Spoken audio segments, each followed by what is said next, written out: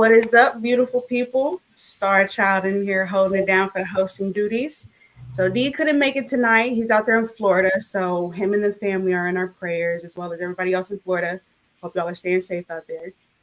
With that being said, we got a lovely full panel right now, and we got one more popping in. What up, Sade? There she go. What up? What up? What up? What up? What up? What up? All right, so I'll go from left to right. Okay, so we got Malik up in here. We got J Cloud. We got Hotep, Cam, Southside, and Sade on extreme CP time. Anyways, so let's get into the first topic. We got YN versus nigga. So DDG goes off on Joe Budden after he mentioned him and Halle breaking up on his podcast. All right, so let's see what he got to say. The question to my distinguished panel is the question I've been asking myself for quite some time. Who the fuck is DDG? and why am I supposed to care about his thoughts on anything? I'm very happy that they have broken up, so I don't get to keep seeing this nigga's name attached to this girl's name when I don't know him for nothing as a standalone. And for me, it's important to know people based off their own name and merit of what they have done. I don't even know enough about her. Like, I'm not her demo. Right. I'm not her demo either. But every time I see his name, it's attached to hers, and it's typically in some type of clout chaser fashion. So that makes me look at him a different way, and hopefully I get to look at him a lot less now that they've broken. Well, she's extreme. You know the DDG I know? That was Jake the Snake's finishing move. It's the DDG. Whatever. I don't give a fuck what y'all talking about. No, the DDG I knew. That's when Jake the Snake got real mad. That's when he did you like that. I don't know about this new DDG that y'all. Oh shit! That's not really my bag. I just think that homeboy has presented himself to be a clout chaser for the term of the relationship. Last time being mentioned on this broadcast for the rest of eternity. You got to weigh the pros and cons of leaving your famous girlfriend to get all of it. Okay. So let me see. What do you guys think about what Joe Budden said? Joe Budden. Can I just say? Right. Yeah, no, go ahead, Silas. He a hater, but he kind of right a little bit. Like, I can see both sides of the old nigga versus young nigga debate. Both of these niggas be hating on the next one. They just like to point and laugh at the other one and, you know, bring to attention when they do something wrong. DDG and that Halle girl, they are both the same level of famous. Neither one of them is severely more famous or leeching off the other. They both the same level of famous. DDG is a clout chaser. He a YouTube streamer. You can't be a YouTube streamer and not be a clout chaser at the same time. That just go with the territory. She knew what she was getting into when she got with that man, just like he knew what he was getting into. I will say that DDG real feminine because this little press run he going on about this relationship he was in is feminine.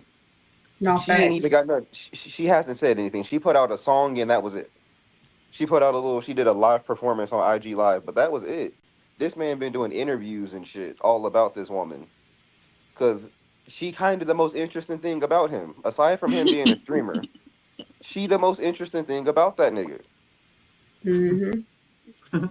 So now that he no longer attached to her for real, shit, he got to milk that clout.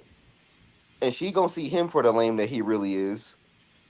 She asked him in specific, please do not embarrass me. He's embarrassing her. It's all embarrassing. DDG can't get angry because another streamer spoke on his life. If you didn't want nobody in your business, then be quiet. Keep it off the internet.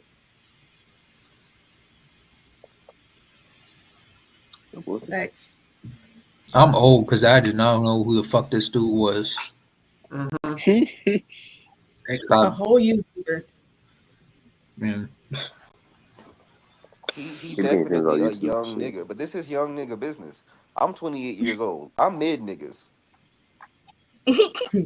Neither of these Not parties mid making sense niggas. to me right now. Joe Budden too old to be talking about this shit. DDG moving like a 22-year-old with $1 million. At least he halfway making sense. Joe Budden needs to stay in his old ass lane. He needs to talk about old jams and slow and sexy nights and shit like that. That's what Joe Budden needs to be worried about. Yeah, I don't know why Joe Budden was speaking on DDG. I don't know, like niggas, you don't know, then don't say shit. You old man, just stop. You don't All know right, shit about him. talk about foot cream or something. Talk about old nigga shit. Everybody corny. Everybody need to shut the fuck up. Joe need to shut the fuck up. DDG need to shut the fuck up. Hallie on her little press run that she on, she need to shut the fuck. Everybody shut the fuck up. Final statement, everybody shut the fuck up. Everybody shut the fuck up. That's literally what this all boils down to. There's nothing to like. This man Joe Budden is confusing DDG with a DDT. We have nothing to discuss here. We have nothing to discuss. Joe, shut the fuck up. DDG, shut your ass up. Baby mama, shut your ass up.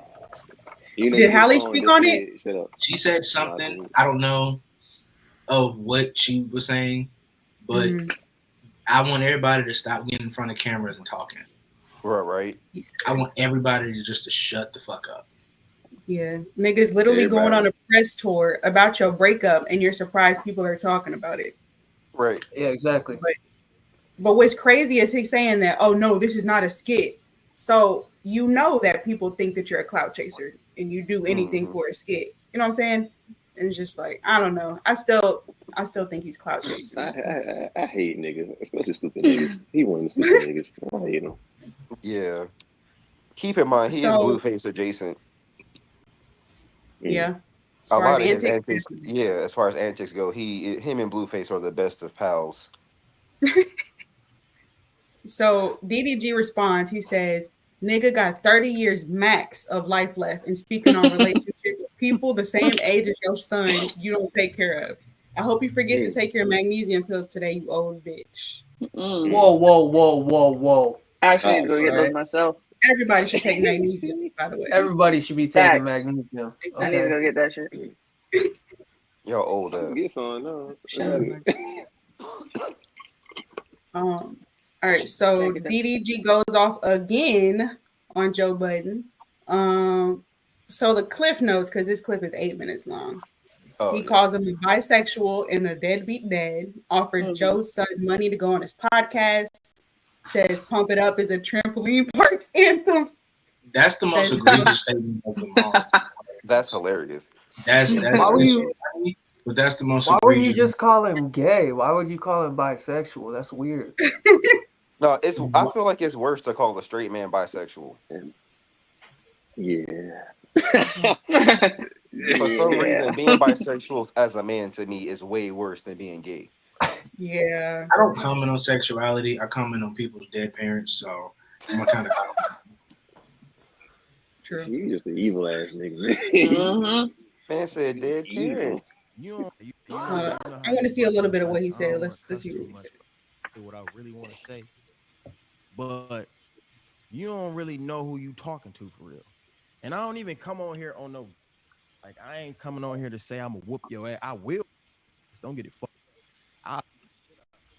But I ain't coming on here to say that. You feel me? I'm coming on here to say you talking to a real social media legend. You talking to a real, like somebody that put their family in position to win. Somebody that motivated your kids, motivated your family, your nieces and nephews. Somebody that entertained them for years. Somebody that really put a stamp on in music. I got way more accolades than you in music.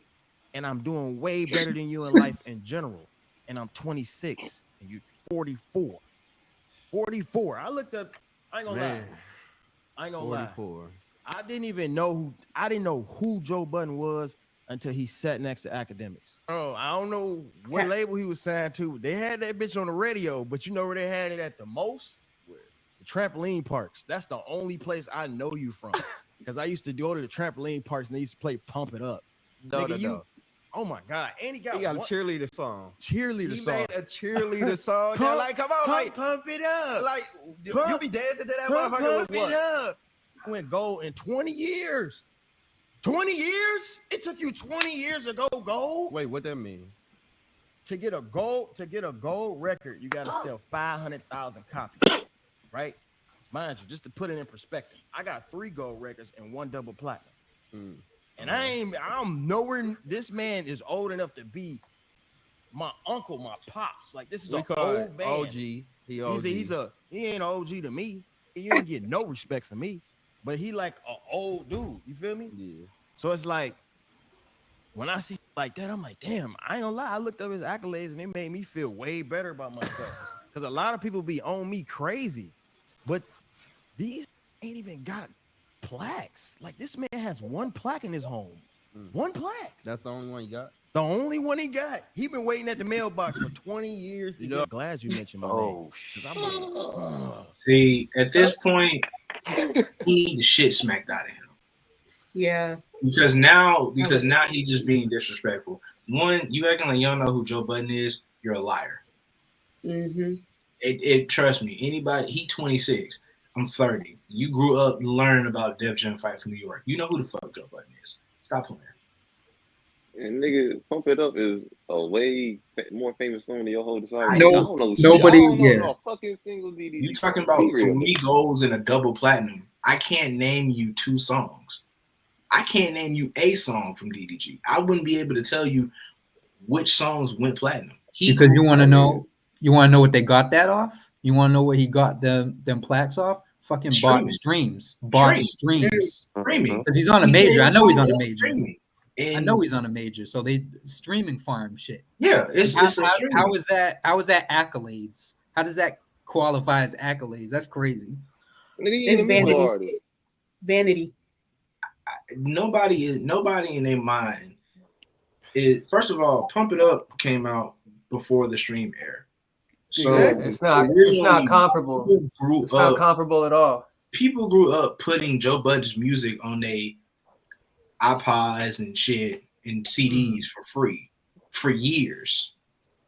Then it went to streaming, but by that point, of course, who's checking for Joe Budden Pump It Up 20 years later? Like, nobody's thinking about doing that. It's only old heads listening to it. Understandable. But this nigga just grew up in a day and age where, yeah, you had streaming. You've been streaming for years. Your claim to fame is social media. That shit ain't, nobody gives a fuck at all. Social media legend. Man, fuck out of here. Like, a social media legend, nigga. He said, I'm a real ass social media legend. I swear to God, he was gonna say real nigga. A real ass nigga, I'm a social media legend. What the fuck we talking about here? For real, my nigga, like, you real, man. You looking like you got famous off your music, and your music is fucking He's not famous. Yeah, so yeah, this is just a little nigga. It's just like what May said. It's just a little nigga barking, trying to be tough. Joe Budden at this point need to ignore the little nigga. Just let him do him and go on about your business. Was what Joe Budden said disrespectful though? No. I mean, the reality is. I mean, in the reality, it kind of was, but with those type of, he's in a podcast space. That's shit that he gonna talk about. So it's like it comes with the territory. Mm-hmm. So he's not supposed to respond. I don't have a problem with him responding, but I think that the level of which Joe talked about him and DDG's response is like, that's like me responding to anybody. It's like this nigga went for the jugular and didn't even hesitate. It's like, damn, you didn't even assess the situation first. Crazy. So how many people, but okay, because first of all, why is he going on a press run about the breakup? Do you think this is clout chasing? His entire career is built off that. Yeah. He has no career without that. Everything he does is for views and attention. Everything is calculated. Everything is basically put in a place to where he's dying for attention. That's how he makes a living. That's how he has all this money, all these streams, all these gold plaques, all these double platinum plaques, clout. Just don't do nothing but put more money in his fucking pockets. Crazy.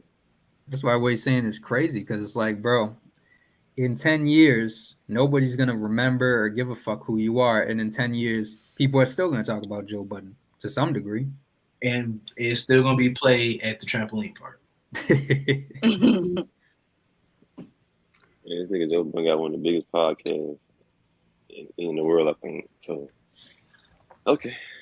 All right.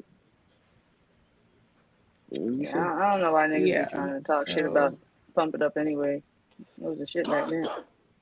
Nigga, like, come on, man. That's the shit. For real. The shit was in what? Too Fast, Too Furious? Come on, I'll be serious. Yeah, like, come on. I remember when You Got Served came out. I was like, legend. Crazy, man. Conclusion: everybody shut the fuck up and keep relationships out of the public. And yeah. Okay, I got one more question because y'all said it was a press run, but all I've seen was that one post where he basically said that they were not together anymore. So he did more than that. Wait, say that again? I'm saying y'all said it was a press run, but all I seen was one post where he said that they weren't together anymore, but y'all saying that he did way more than that. I think he was on like 2 or 3 podcasts talking about it. Okay. Yeah. So he was looking for this and got it. All right. Any final thoughts on this topic? Those zipper pants. Oh, go ahead. Go ahead, Sade. Oh, I was just saying, it's funny how his girl is just quiet. Like, she ain't been saying shit.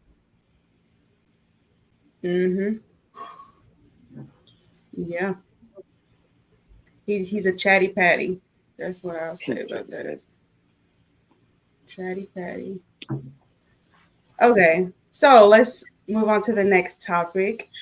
So Miss Jaguar Wright calls into Star Show after he does a live broadcast about her appearance on the Pierce Morgan show. And the conversation goes left real quick. Right. My main man. Pierce Morgan show. Actually, I appeared on Monday. We filmed it, and it premiered today.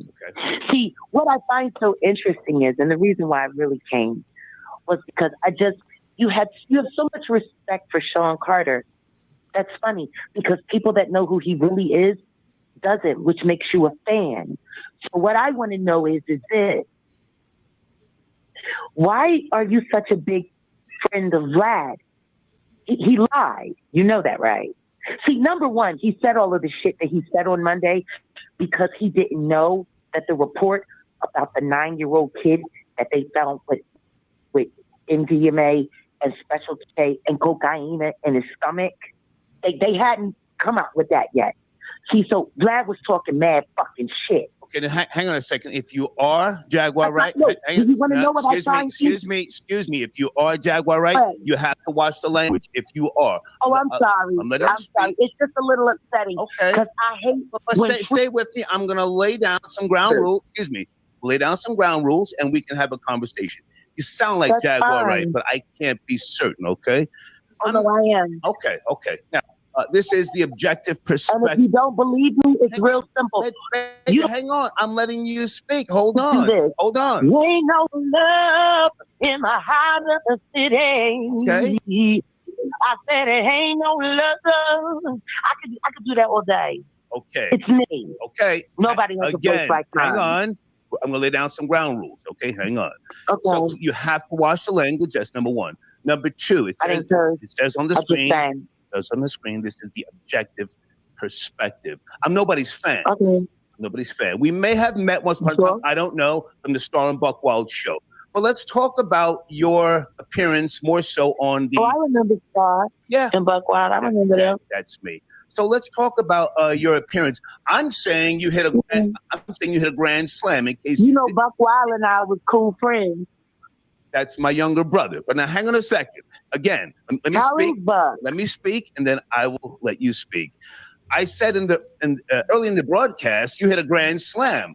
I think you'll be on the Joe Rogan show. Any thoughts about that? Please. Whatever I do and wherever I go next, everybody will find out at the same time, like they always do. If I announce myself, people would know how to stop me. Okay. That's number one. See, I'm of a different caliber. See, I just found it funny. Hero worship. Jay-Z's of a different caliber. Jay-Z's of a different caliber. You want to know what? He wasn't of a different caliber. Listen. If you try to mock me, hey, Jack. And I watched that on tape. Jack, if you try to mock me, I will take your fucking head off. Slow it down. Really? Yeah. How you gonna do that? Oh yeah, I'm letting you speak. How you gonna do that propping up Vlad? Do not try to come at me sideways because, bitch, I don't really give a fuck either way about you. He lied on Piers Morgan. He lied on Piers Morgan. We can have a discussion, you funky, nasty bitch. But you're going to respect me. We can get the fuck off my line. I don't need you to go viral. Okay. I don't need you to go viral, bitch. He's looking for a moment, and that's fine. Put your man on the phone. If you can't, I will in a second. I just want to know why you're propping up a liar. Never mind everybody else. I'm talking to you right now, you nappy head loser. Vlad lied. I'm talking to you. Vlad lied. Never mind Vlad. I'm talking to you, bitch. He would never. Never mind Vlad. Put your man on the phone. Put your man on the phone. See, I'm really like that. I don't give a fuck about none of this. You know what? That's all I'll right. put my foot square in your ass. Because you're not man I'm enough really like for me. that. I'm really like that. Now, do you want to talk, or do you want to try and act funky? What do you want to do? I didn't hang up. What do you want to do? Oh no! Hey, I'm right here. She's done with you, bro. What's up with the disrespect? Just chill out with the disrespect. That's all I gotta say. Is that your woman? Is that your woman? Just chill out with the disrespect. Don't try and talk on top of me. We're having a conversation. Is that your lady? Is that your lady? Is that your lady? Timothy's ready to ask for that 15-year-old girl he was fucking that I can turn over to the authorities at any time. Do what you got to do, bitch. Oh, Buck. Do what you got to do, bitch. Do what you got to do, bitch. But don't call me screaming. I don't give a fuck about you. I'll make sure she put her I'll put my foot right in your ass. Fuck you, bitch. Yeah. Buck can go to jail, bitch. Do what you got to do, bitch. Buck can go to jail, bitch. Screaming. For fucking 15-year-old girl. You like hanging with you screaming? Is that all you're gonna do, bitch? I'm here. Talk or get off the line. None of you say nothing. You say means nothing. You monkey. Nothing you say means nothing, monkey bitch. Now, do you want to talk? Racist? If not, get the fuck out of here. I've been going viral. You ain't helping me do shit. They hung up. They hung up. Okay. Star Report regular shit. I got the number. Hold on. That was a hot mess. I was with him to the end. I was with him. With like I was following. That nigga went full racist. But then exactly, I was with him and he pulled that out. I was like, hey, what the fuck going on? Nigga calling her nappy head and her monkey, like that whole shit was so unnecessary. The initial I was fine with. Then when he started going on a tangent, I was like, oh yeah, we're doing a little too much now. You can see he why said, he cool with watch your language. Proceeds to cuss up to watch your language. Right, and then go ahead and just like this nigga drop racial slurs. Y'all funky bitch. Y'all monkey bitch. Come on, my nigga. Come on. Y'all know who he is. Hell, yeah, no. He's been doing this shit for a long time. Man. He's worse than he's been far worse than this.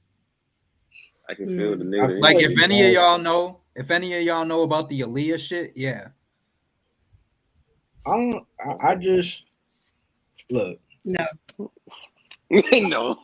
I don't. This shit not that. None of this shit is cool from either party. Everybody, the same lesson from the last story applies here. Everybody just need to shut the fuck up. You said from either party. What did Jaguar do? I mean, she called into his shit. She but called. she didn't like go She off. called in. I mean, she came in there mocking him. But she came in on some. She came in on some bullshit. She didn't go in with the intentions of just like not like just having a civil conversation. She went in on bullshit. So when the energy was reciprocated and then followed by, you know, the racist shit, when that energy was given back to her, it went left. Had you not just called into the show at all and shut the fuck up, Right, if Again. mocking somebody gets you that mad, you had a problem to begin with. I mean, he warned him. He took it further. He took it further than it needed to go, far further. But he warned her. What Jay Cloud was talking about, if you guys aren't familiar with this cat, back when Aaliyah passed, there was like they were trying to do a boycott because like when he was on the air in the morning, he was talking about the situation and he did like a soundbite of like a plane crashing and like people screaming and shit. And there was like a whole thing about it, but he's like called himself the Black Howard Stern. Like this is his shtick, you know. So he's just an asshole overall. For Hot 97, but he after Aaliyah's death, it was like right after he was talking about the situation and he hit a soundboard and it was like a plane crashing with people screaming and shit, and people were calling like to boycott Hot 97 and get him off the air. But it's just par for the course. This is run-of-the-mill shit for him. He's been doing this shit for 25 years. This was light for him. Honestly. Yeah. This was light. Makes sense why he's friends with Vlad. I'm confused why she called in though. What's the whole why? Because she said he was lying or something. He was talking about her on the air.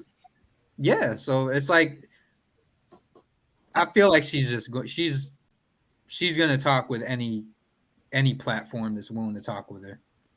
And she just called in and didn't. I don't think she thought it was gonna go this way.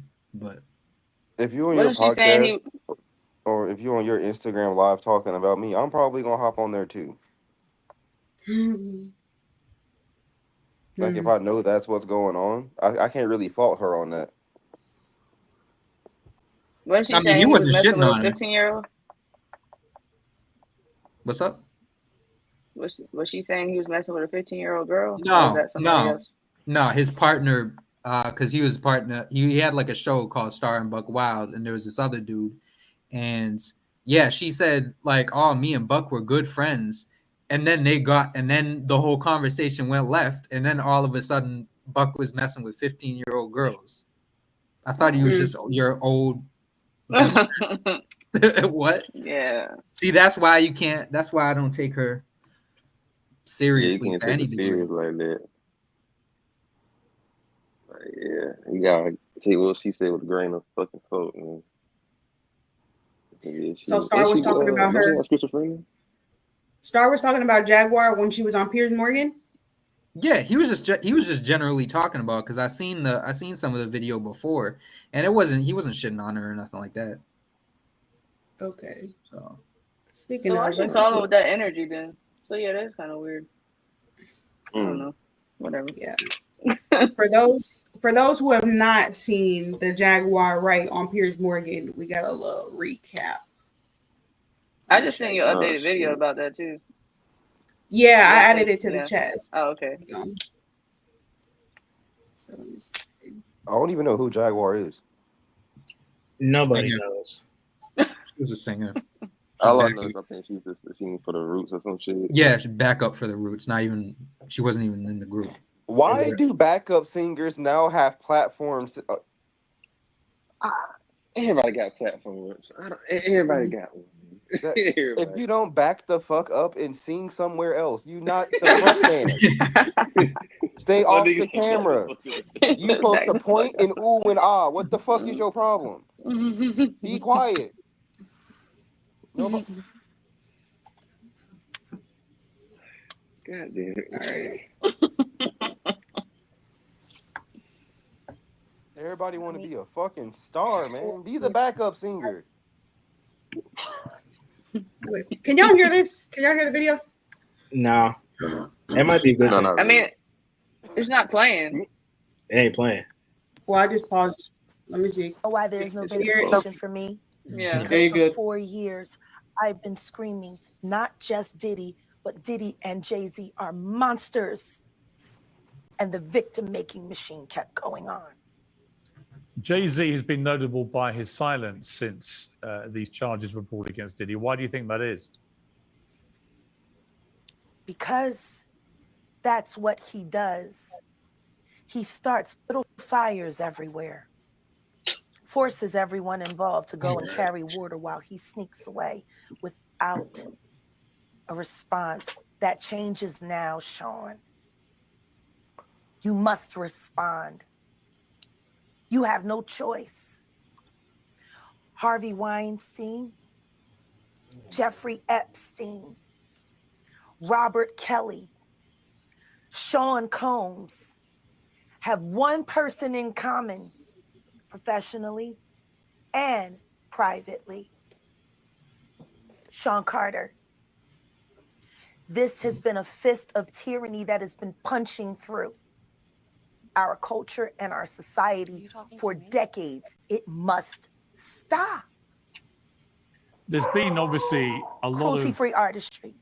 Right. There's been a lot of rumor mill about what has happened in the rap world.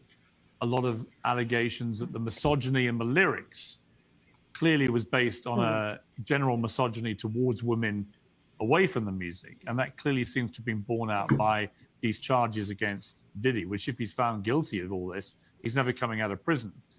How dangerous do you think? Thank God. How dangerous do you think he is as a person? I think he's one of the most dangerous people I've ever met. A lot of people have been questioning, well, she doesn't really know him. She has no knowledge of him. She doesn't have a picture with him. I'm smarter than Claudia Jordan. I would never take a picture with the devil. Everyone knew he was the devil. He's been the devil for 30 years. He's been covered and protected by not only Clive Davis, but Lucian Grange. Oh, she's saying He some was names. selected to be the demon that he is, to keep the culture in line so the industry could continue to rape it for all of its precious jewels. We have too many lost. The list of lost is ridiculous. And everyone knows Diddy was selected for this job. Hey, say what you want about her. I respect that she be naming names, though. You know when shit's like too rehearsed, though? You know? She did Like sound she had been trying to hit those slogans in the mirror. Oh, And anytime she made a point, she started blinking like that. The I fist watch a of lot tyranny. of first, Yeah, the yeah, fist I of watch a lot of tyranny. First 48. Punching When they through start the culture. blinking and shit, that's a tell. Let me I didn't know this until after last week's podcast, but let me just throw this out there. She never got paid royalties for her backup singing on Jay-Z's Unplugged album. So I'm gonna just leave that there.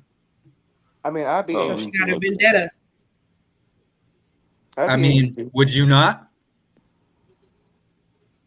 Yeah, maybe. I'd be angry too. Yeah. She got personal beef with Jay, huh? Right. I don't give a damn if it's $5. You owe me $5. Man, just give the girl her money so she can shut Imagine. Yeah, Jay-Z imagine and how much Beyonce money owe that everybody made, money, though. So and she in the fucking trenches. So So after all that, after giving Jaguar Wright a national platform to hurl libelous, I don't know how to say it, allegations against Jay-Z, Piers Morgan has now issued a public apology as well as promised to remove the statements from any replay that the episode has going forward. The thing about platforms, the reality of the modern world. Let's see. The thing about platforms, the reality of the modern world is that pretty much everyone has a platform as long as they have something to say that other people want to hear. That's why we invite her on to be interviewed. The people making these claims have an audience with or without shows like mine. Well, Jaguar Wright unexpectedly made several serious allegations about Jay-Z and Beyonce during that interview. As I said in the moment, they were not present to respond or defend themselves, but now they have.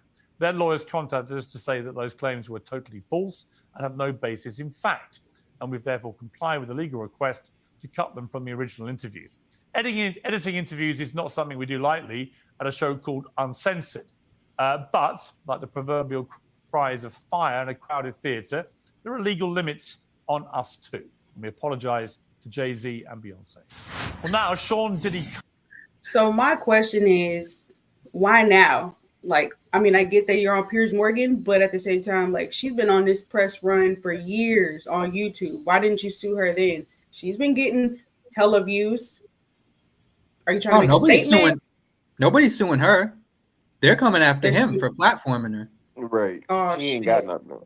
The problem was when she was just sitting in people's living rooms talking shit, it was cool. No one cared. But now you on Piers Morgan. They wouldn't. Yeah, they're never gonna sue her.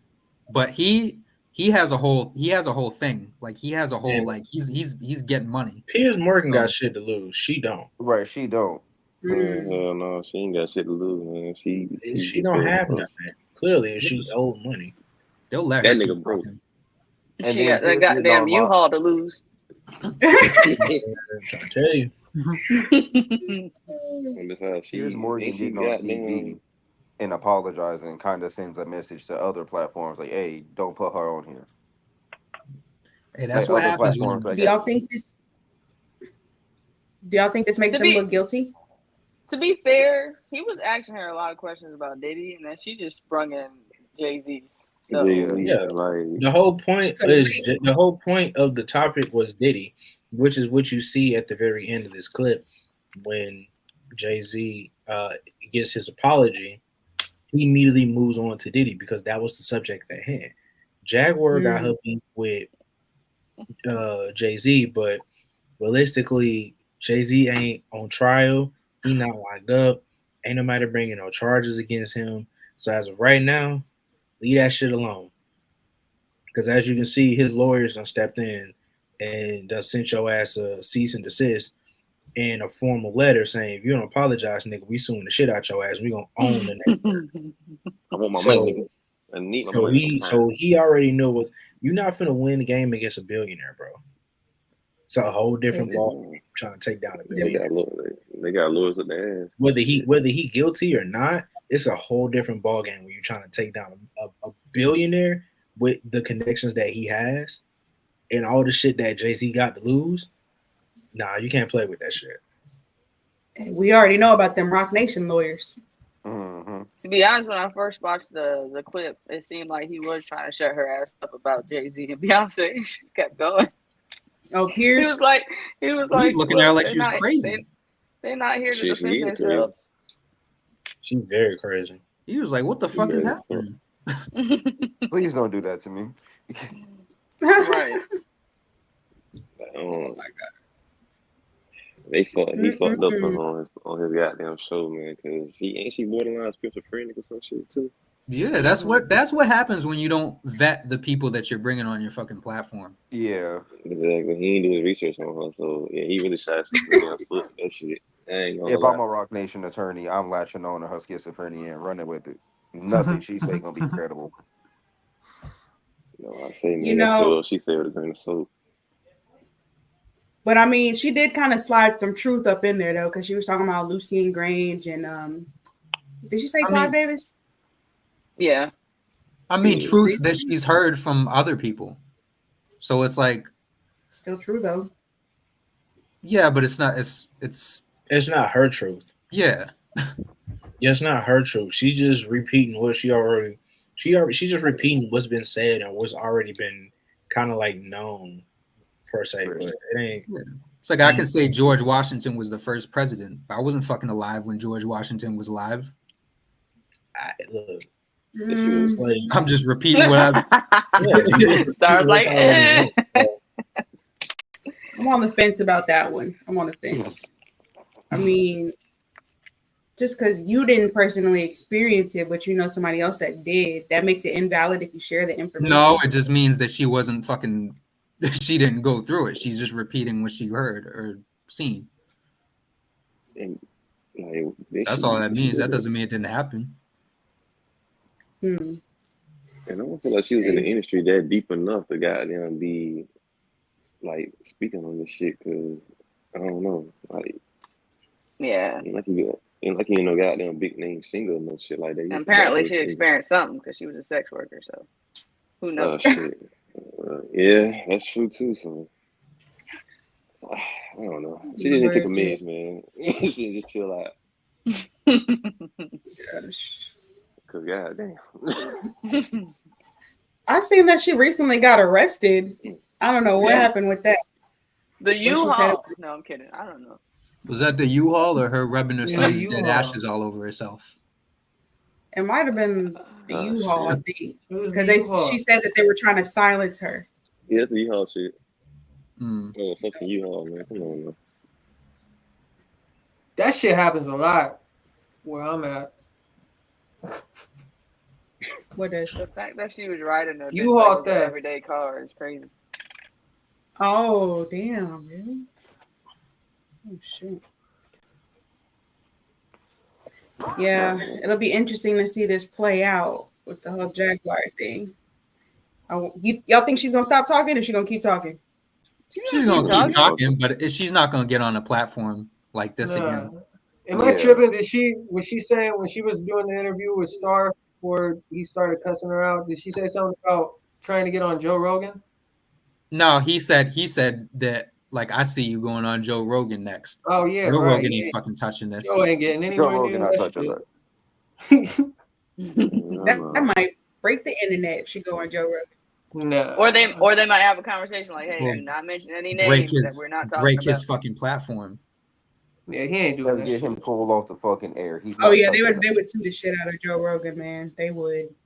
Well, that's why not he's the Joe GOAT, Rogan. because he don't be doing no stupid shit like that. So He plays stupid, but he's not stupid. yeah, I mean, that's what I mean.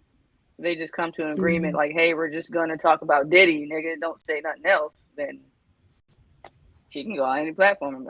I'm assuming. That's but not of all gonna the happen, people though. to give a platform about the Diddy situation, I don't think it would be her.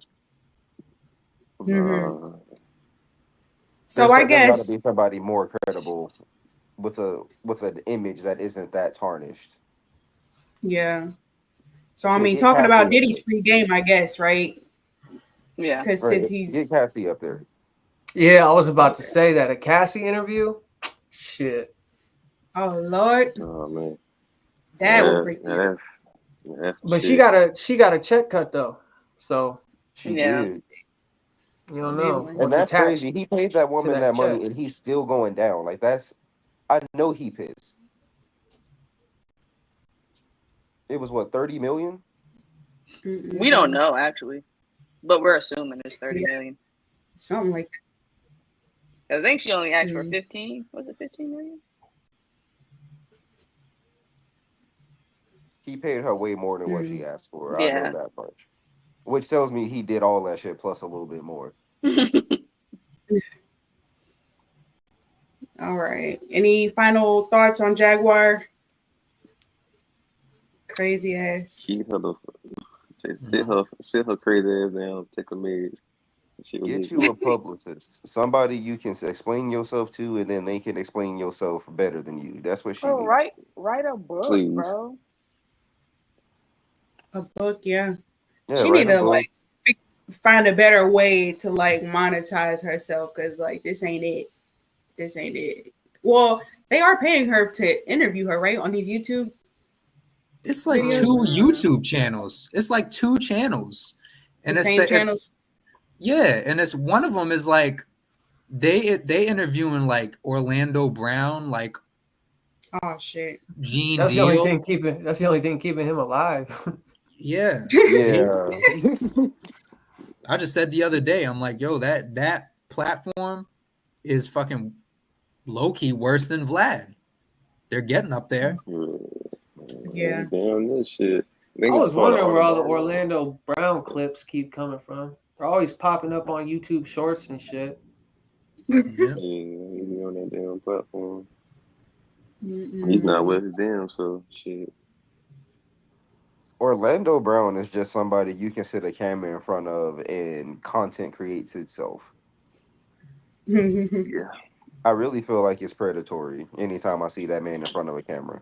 Exactly, it is. Yeah. It is.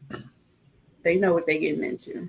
They know People were what they're doing the doing. same thing with him at first. Like, oh, he's speaking real truth. He's saying that real shit. I'm like, bro, do you not? Are you? Am I the only one? Am I fucking tripping? Am I going crazy? Man, every once in a while he'll say something real. Just But like that- Jack. Every once in a while. Niggas' whole images be based on every once in a while. He's crazy. He's under a drug-induced psychosis. I mean, like, I started to think I was fucking crazy. Yeah. All right. Well, stay tuned to the Jaguar Wright saga. Let's hope it ends here. All right. So next topic. DJ Academics ripping off the veil of Kendrick Lamar. Act says, how can K-Dot have more Grammy Awards than Drake, Nicki Minaj, Nas, 50 Cent, J. Cole? The awards show gave him all the awards, but he's anti-industry. All right, so let's see what this is. Sure. Has said that there are songs that are going to be in the consideration of the Grammys. Now, for being the consideration of the Grammys, it has to mean you have submitted these songs. So it apparently has reflected that PG Lang has submitted not only Not Like Us for Grammy consideration, but also Euphoria for Grammy consideration. Okay.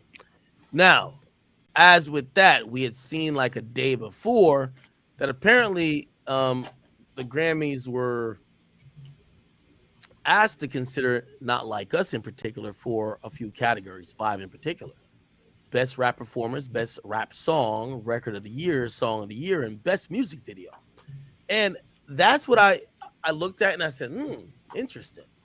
Now, let's be very clear. I think Kendrick's a masterful artist. I keep telling you, I see traces and phases of Jay-Z in him. And I think over time, people are going to start seeing some moves, not necessarily for what it is, because I don't think he has bad intention, but you can't serve two masters, the popular saying says. Kendrick has been saying he's anti-industry, yet every very industry award only awards him. And not saying that I think anyone else deserves these awards, but I am saying that it appears that a lot of his critical acclaim and his allure and his praise does come from the same institutions that he claims he stands against. It's like saying that you want to defund the police and fuck the police, but you're the first one to call the police when some shit come up. Just don't make sense, right? It appears that Kendrick has taken this anti-industry stance.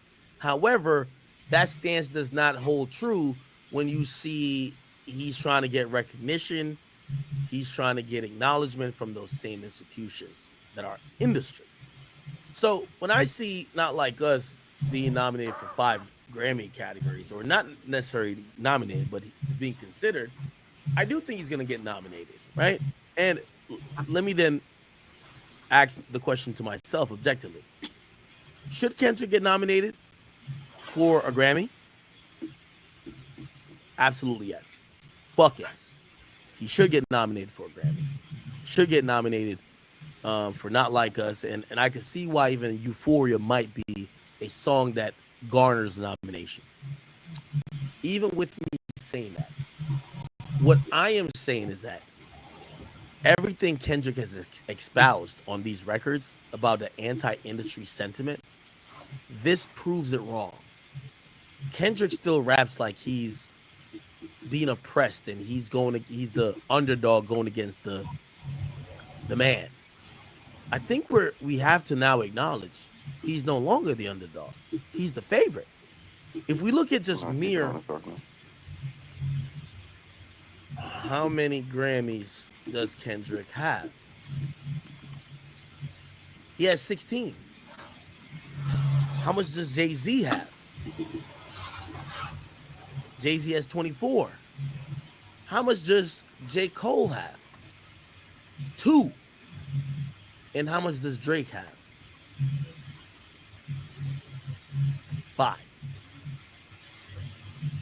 if you're anti-industry, if you're the underdog, it clearly seems like the industry favors you. The definition of being an underdog means the least likely favored, the least likely picked, the person who has the least odds to win, not the person who has dominated this category time and time again. How many Grammys does, I don't know, let's pick someone, 50 Cent have? 50 has one Grammy. DMX have. DMX has never won a Grammy. Let's go to Nas. Nas has won one Grammy. Bro, who fucking cares? But Kendrick Lamar somehow has tried to convince us that he is.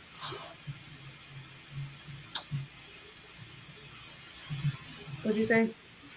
What the fuck is the purpose of this? He's anti-industry, but because he's getting Grammy awards, he's going against what he's saying. Is that Eminem was anti-industry, and the FCC still wouldn't let him be. So I'm not sure what the argument here is either. Exactly. It's bad faith. It's literally not making sense. It's bad faith shit because he doesn't fuck with him. That's. Academics has a history of cupping this nigga's balls while he rides his dick, and it's ugly. Yeah, that was crazy. That was crazy. Like at this point, he not even spitting on it. He just trying to keep it in his throat. Yo, can we get a pause? Like, because no, this is living. This is insane. Like I'm confused as to. I understand that. Okay, if Kendrick say he's anti-industry, that's fine.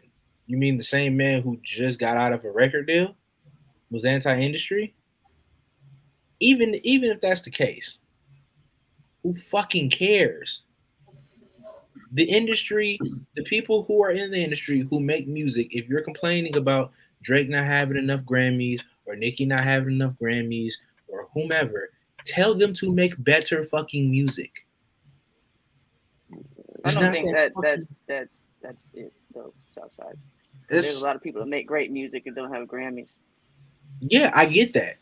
But we all know he only focused on two people. Mm-hmm. If this was anybody else talking, I'd be like, yeah, good point. A lot of people who are talented don't have Grammys. Makes sense. He's only focused on Drake and Nicki Minaj. And realistically, it's not our fault that Nicki Minaj is trash and can't win a Grammy to save her life at 41 fucking years old. Who fucking cares? It's not our fault that Drake essentially lost a rap beef and will be getting called a pedophile in the biggest sporting event known to mankind in a few months. It's not our fucking fault. This is pointless for him to even bring up. I guess his point is, if he's anti-industry, why does he keep submitting his music? Yeah, I was just about to say that. You have to submit it to be considered, right? You have to submit it. Yes, but the thing about that is Grammy, you don't get anything. The things that you get from a Grammy are opportunities. They raise your stock. It's not involved in the industry though. Yeah, that's the thing. You can get bigger opportunities. Your stock rises. You can charge more. You can get in more rooms, and that's completely separate from like. It's like if you're anyone who produced on I'm trying to think of a Grammy award, like Killer Mike shit. Anybody who produced on that shit, they get a Grammy. Anybody who guests on that shit, they get a Grammy. Where's the smoke for Chance the Rapper when he was anti-industry, allegedly, and he got a Grammy for Coloring Book? Where's the smoke for him? Let's not pick and choose, people. Let's be consistent around the board. Since we're gonna do that, I would say it's petty. I don't think it's a valid point, anyways. Hella independent artists have gotten Grammys, whether that be just in hip hop or other categories. Plenty of people who are not in the industry with record deals and shit like that have gotten Grammy awards. So why are we just not pointing out this nigga because he beat your favorite in a rap beef. And he has an opportunity to get a Grammy for doing so. We have to put that into consideration. That would be the cherry on top for the whole thing. The cherry on top is him dropping an album on October 24th. I don't see how he doesn't win the Grammy. Me either. Everything he applied for in each category, he's the best fit for it. He's gonna win. He's gonna win regardless, because this year was just centered around Kendrick Lamar in general. So, shit. We saw a witch burning, and we all enjoyed it. We saw this nigga get his ass whooped. Yeah, I don't think that makes him like not anti-industry. It's just like, who the fuck doesn't want another stripe on their belt? Right. But did Chance the Rapper get more opportunities after his Grammy win? Oh yeah, Was it the Apple deal? He had the Apple deal. You started to see his name more so in more commercial type things because he used that platform from Coloring Book to kind of catapult him into that mainstream. Because like right after he got that Grammy, then you started seeing him like on Wild 'N Out a bunch of times more. So like again, more opportunities. His face is out there, more endorsements, all that type of shit coming in. Mm-hmm. So it's like, yeah, this dude was supposedly an independent artist and won a Grammy off of an alleged mixtape, because apparently The Big Day was the official debut album. So it's like, isn't he a judge on The Voice now? Yeah. Yeah. Mm-hmm. Yeah. He was on another show too.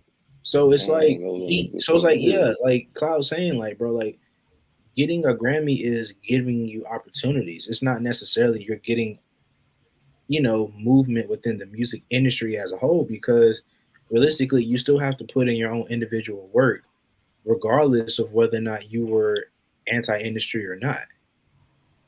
So honestly, everybody should be submitted. You are allowed to want to be recognized for your art. Yeah. Yeah, at the end of the day, these are artists. If you 6 years old and you draw a picture, don't you want that bitch on the fridge? Absolutely. All right then.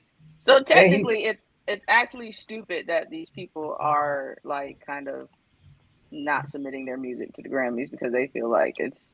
If you feel like you have a cultural phenomenon hit, if you feel like you have moved the music industry based off your art, you should submit your shit, because it shouldn't take your song going viral on in my opinion, every viral song on TikTok, submit that shit.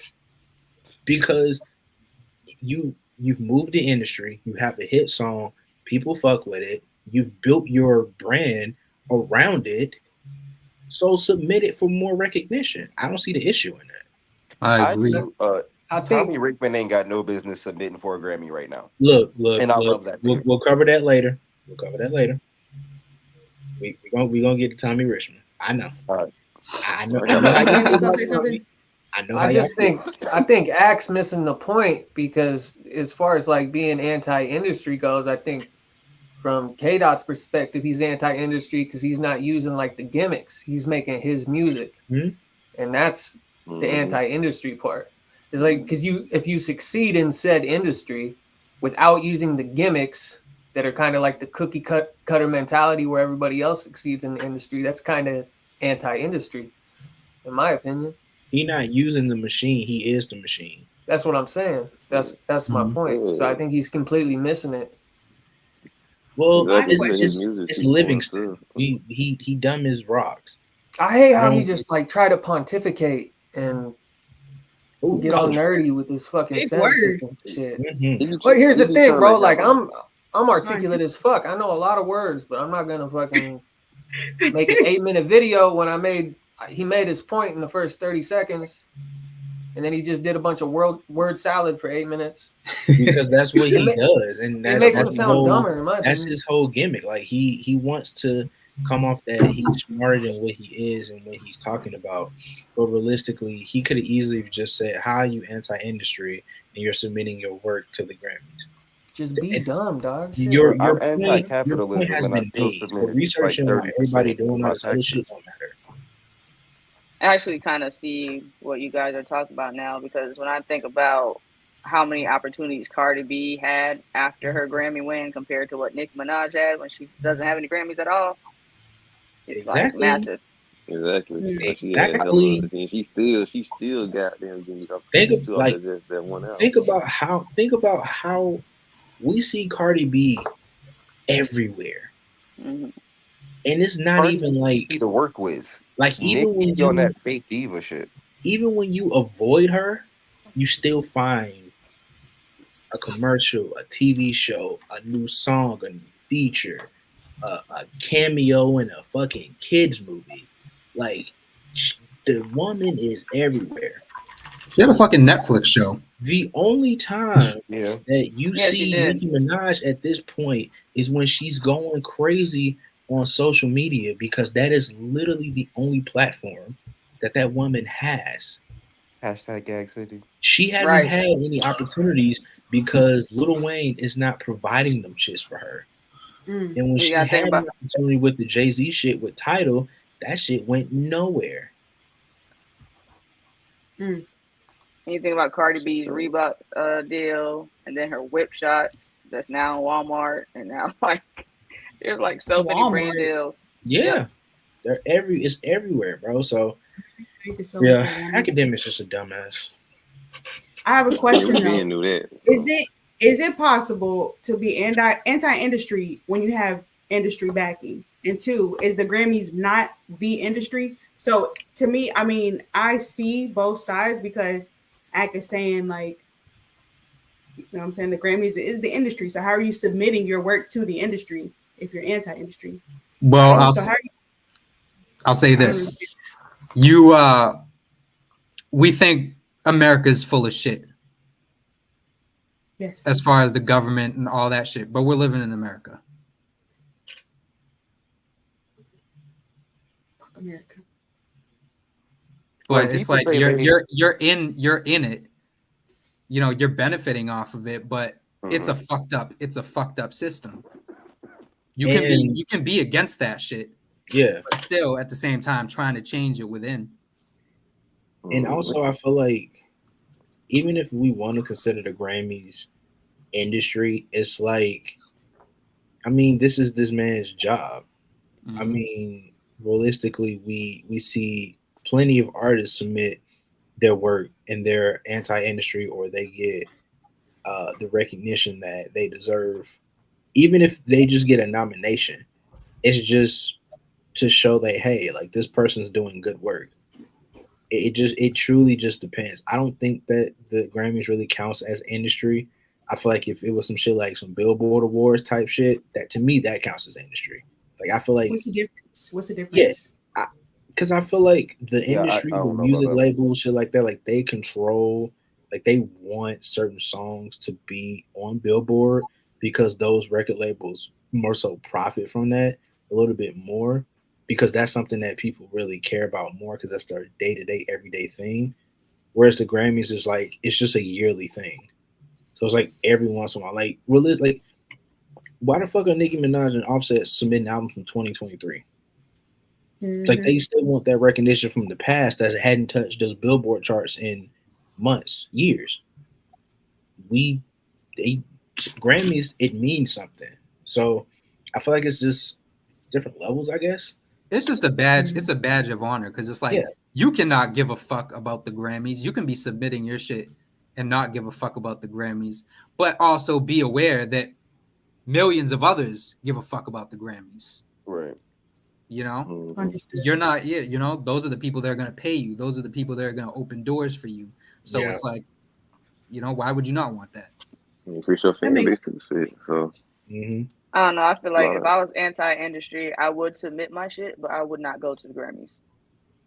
I'm gonna judge this on the behalf, and then that's it. I feel like somebody who was anti-industry for the longest was like Tyler, the Creator. Like, Oh yeah. To what? Like, I feel like he was anti-industry, and this man submitted his Grammys and won 2 back to back. Like, that's kind of crazy. He went to keyboard. Yeah, and it was in the wrong category. Yeah, wrong category. He won it for hip hop, and that's not even a hip hop album at all. It's not even close to being a hip hop album. It may have. I think there's only one hip hop song on there, Well, that's another thing about the Grammys is it's the most industry that you can get because they still think all black people make hip hop music. Yeah, That's that true. is true. They always lumping up alternative like music But- album to the rap category. I don't know why they do this shit. Hip hop just mean black. That's it. Yeah. All right, so Throw it in the hip hop category. moving on, we got some of the people that submitted for Grammys. We got Flo Milli for 2025, Fine Ho Stay for Album of the Year, rap album. You read that so begrudgingly. Ooh. Never Lose Me for rap. What? Rap of the Year, Song of the Year, Melodic Rap Performance, Rap Song, Best Music Video. Okay, pretty much just rap shit. And Flo Milli for Best New Artist. Okay. I'm gonna be 100%. I have thoughts about it. I love Go Flo ahead. Milli. She lost her mind in every sense of the word. First of all, Best New Artist is crazy. Sweetie, you've been out for like 4 years now. Yeah, I was just about to get there. Like, What- I don't have like if she won it, I'd be happy because I fuck with her music heavy. But like, you've been out for a long we've been listening to your music since the pandemic. You ain't new. You've been. I think around. because she just broke out into the mainstream with that song, Never Lose. And again, I liked her album, but that album is not. Album of the Year is crazy. Like The I feel audacity. I feel like with some of these submissions, a lot of artists are not really being honest with themselves, and they're like just submitting just to hope that they like y'all wasting the people who are reviewing and going through this stuff. Y'all wasting their time because if I'm doing Album of the Year category and I see Flo Milli name pop up in front of me, I'm immediately moving to the next one because. Why would you even do that? Rap album, I'd consider it for like 2 tracks, but then I would again move on because you didn't have that much motion. So let's not we being silly right now. That's fuck. I can't really get into Flo Milli. I'm gonna be honest. I don't really like it. To me, she sounds like all the other people, all the other females. Bad bitch rap, and I don't like that voice. That voice. I can't. I can't. It's bubblegum pop rap, which is completely fine. She's not the best at it. I would say that goes to Rico Nasty, but she kind of does have that category kind of like wrapped up, like that bubblegum pop type shit. I would prefer Rico Nasty over Flo Milli though. I feel like Rico's more original. I know, right? Where she got? I think she was going through some stuff, but she just kind of fell back. But Rico She's gonna do some stuff for her label. Yeah, she got label issues because she could have been dropped another album by now, especially following up what she was doing with Kenny Beats. She could have been doing something. But I hate that for her because her and Kenny Beats was on a run for real. exactly. Mm-hmm. So we just need to be more realistic with these submissions. Speaking of, Erica Banks submitted. Move on to the next topic. Nah, we're not talking about this. We're not for the waste our time. I refuse. Move on. Next. One thing she got. Boo. We're not doing this. Tomato. Where the tomatoes at? I will crash out. We're not doing this. For her song "Ain't Got Time," which I never heard. Good. Yeah, me neither. Keep going. We're not Star, doing why this. did you just ignore us like this? Keep going. Move on to the next. Go to the next. Lloyd slide, Banks bro. in 2024. Lloyd Banks deserves a fucking Grammy more than she does. I still rock with Lloyd Banks, dude. Me too. That Propane album, dude, I knock that shit every day. That's my nigga. But Lloyd Banks got a nasty pen. I don't think he ever really got the credit he deserved. Nah, for sure. He never did. Let me see who else we got. He was on Specials Project. He was on 38 Specials Project. Yeah, let's talk about Lloyd Banks instead of Erica Banks. Now see, that's Hey, that's fine. I'm fine with that. Like, Oh, okay. that's fine because this was a good album. The Gorillaz make great music. I have no problems with this. This is what Hey, I'm but talking why Cracker Island? Why is it called Cracker Island? Oh, you know, that's just the place we go. Damon's Shut up. Damon is weird, but Gorillaz No, are but I fine. fuck with Gorillaz. But We play badminton. We play badminton and shit there. realistic. Realistically, this should win Best Alternative Album, in my opinion. It Album of probably the year, will. album of the year, probably not. I don't think they are nominated for album of the year, because alternative albums typically don't do well in album of the year categories for some reason, which is fucking insane to me. It's always some bullshit pop, R&B, or hip hop, but alternative is starting to get a little bit more popular with a comeback. So, but Yeah, this is it. I didn't even know that they dropped an album. I like Gorillaz. I definitely reviewed it because You did? I reviewed every. Do y'all know? Literally every. We argued about the band I listened to today that I told y'all about. We're not going to discuss it right now. Yeah, Hey, man. So like, what part of I listen to everything are y'all not getting? I took a bullet for y'all in the ear. It was I not appreciate that. that, bad. Cam. We are not going to do I that. It appreciate was that. actually. Well, hey, to be fair, I only listened to the first track, and you'll probably vouch that that first track it was actually was insane to my ears, and it just threw me off. That's great. Oh boy. All right, let's see who else. So Gorillaz. We got Mr. Gunna Wanna. No, hell no. He don't need to One be of one nominated album for of the shit. year and best rap album. No. No. Melodic rap performance. Nah, maybe Best maybe music best video. ad libs, maybe.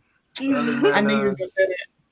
Well, I mean, his ad libs are fire, but other than that, fucking man. I ain't been back to that album ever since it dropped. See, the problem with Gunna's albums is that they're great in the moment and people fuck with them. Nobody goes back and re-listens to his shit. Yeah. Very true. Nobody, it is not to say that it's trash. It's just he don't make music that you go back to and listen to in your spare time. You hear it in the gym. You might hear it at the club. You know, you might get lucky and hear it while you out and about somewhere. But you're not going back to the video. I don't play Gunna music in my own spare damn time, and I got a bunch of songs of his in my library. I think his older stuff has more replay value. Like I mean, I play Sade music more than I play Gunna's. Like, oh wow, he don't have no replay value. Sade does. Like, that's the difference. I'm gonna shoot them some bail. Chill out, Black Clippers. Don't get your hopes up. All right. I'm gonna shoot Gunna and Erica Banks some bail. You know, it's like I think for the longest time, everybody with mainstream access has always submitted their albums to the Grammys. We just see it now, or these people put it in our faces.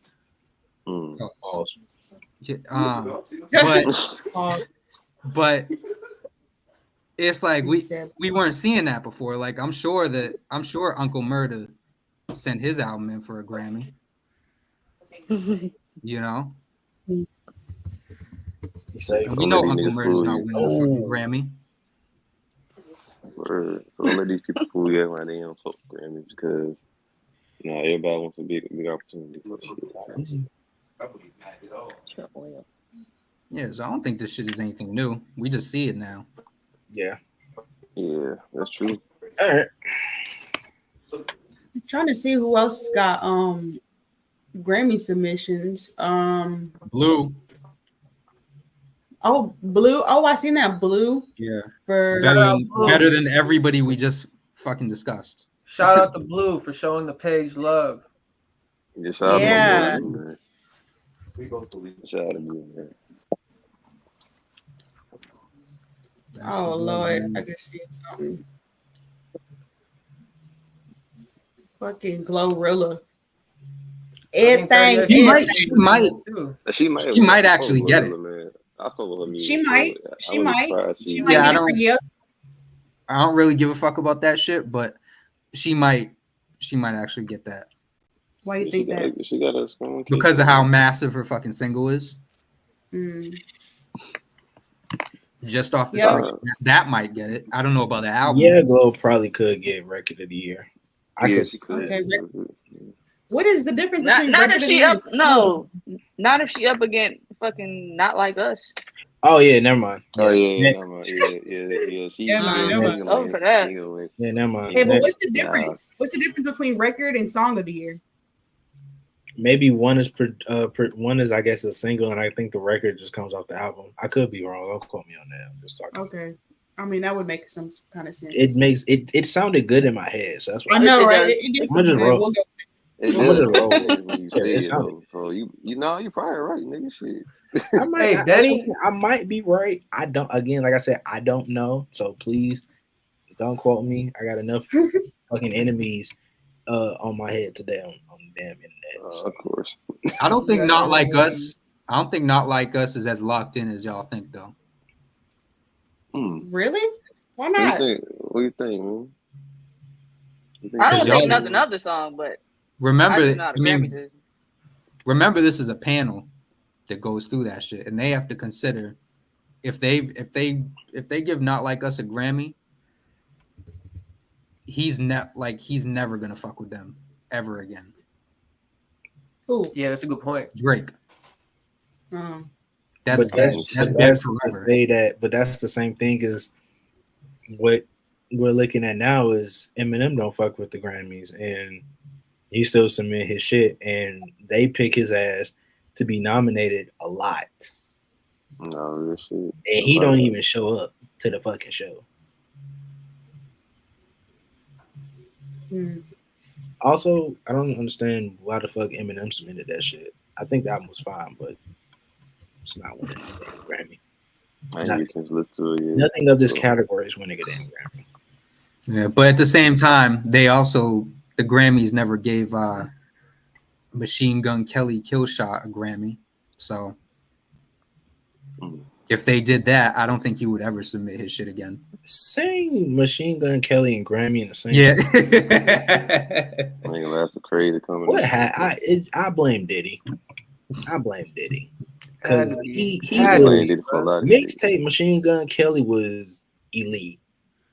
That motherfucker was like John Morant rookie year. That nigga was elite. Chip off the block. Man, I tell you, and I heard Chip off the block for the first time, nigga. I said, oh, we got another one.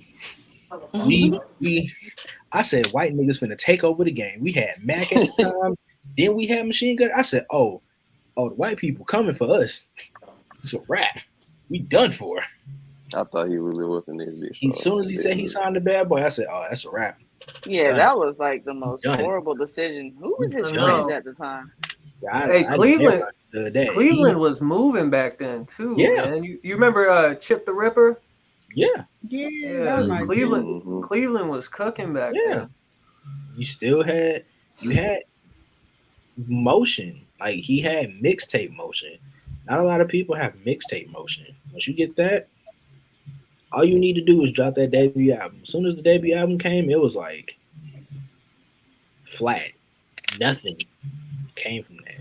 I mean, that's what happens. I love Wild Boy. It's a great song. Had Waka Flocka on it. The industry got him. Completely changed everything. Yeah, I just don't.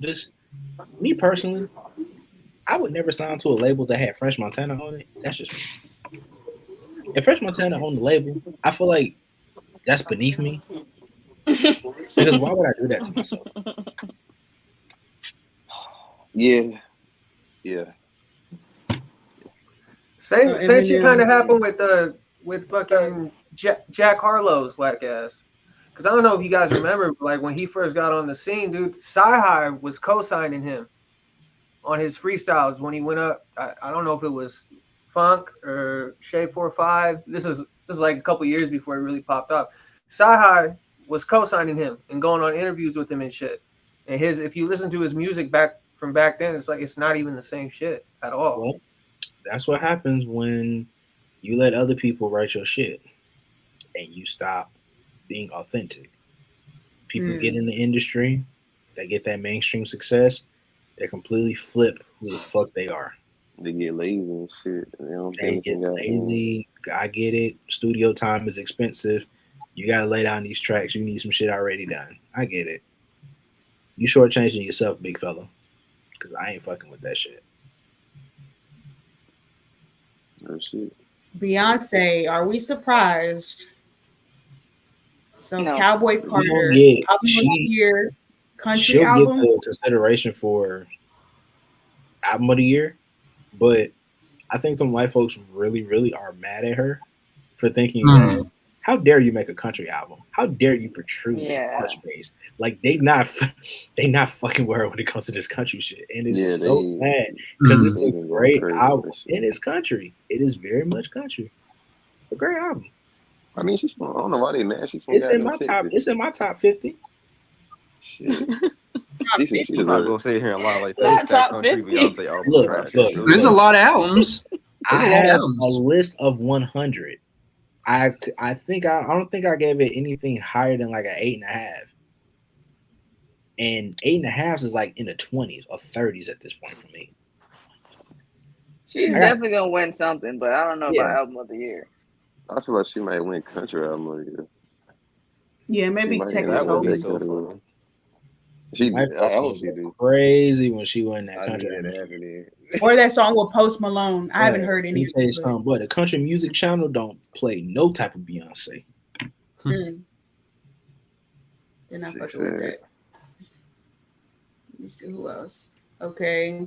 So apparently Kendrick Lamar sent in Not Like Us and Like That for Grammy consideration. Why not? Some people. Oh, shit, that's the goddamn. Like that is the only reason Biggest Future song, yeah. is currently relevant in 2024 because them other albums was fucking trash. And that's a lie. Wait, how can he send that in if it's not his song? He said that's a lie. It could be feature. Could be like ain't like a feature category or something. Or am I tweaking? I might be. I mean, if the song wins, he still wins. Yeah. And anybody who why not? participated on the Look, if I was a feature on somebody's song and that shit went viral, and that shit was a hit song, I'll send that shit in. I don't give a fuck. Yeah, You gonna get mad because I submitted us for an award, nigga? Because we gonna submit this shit, nigga?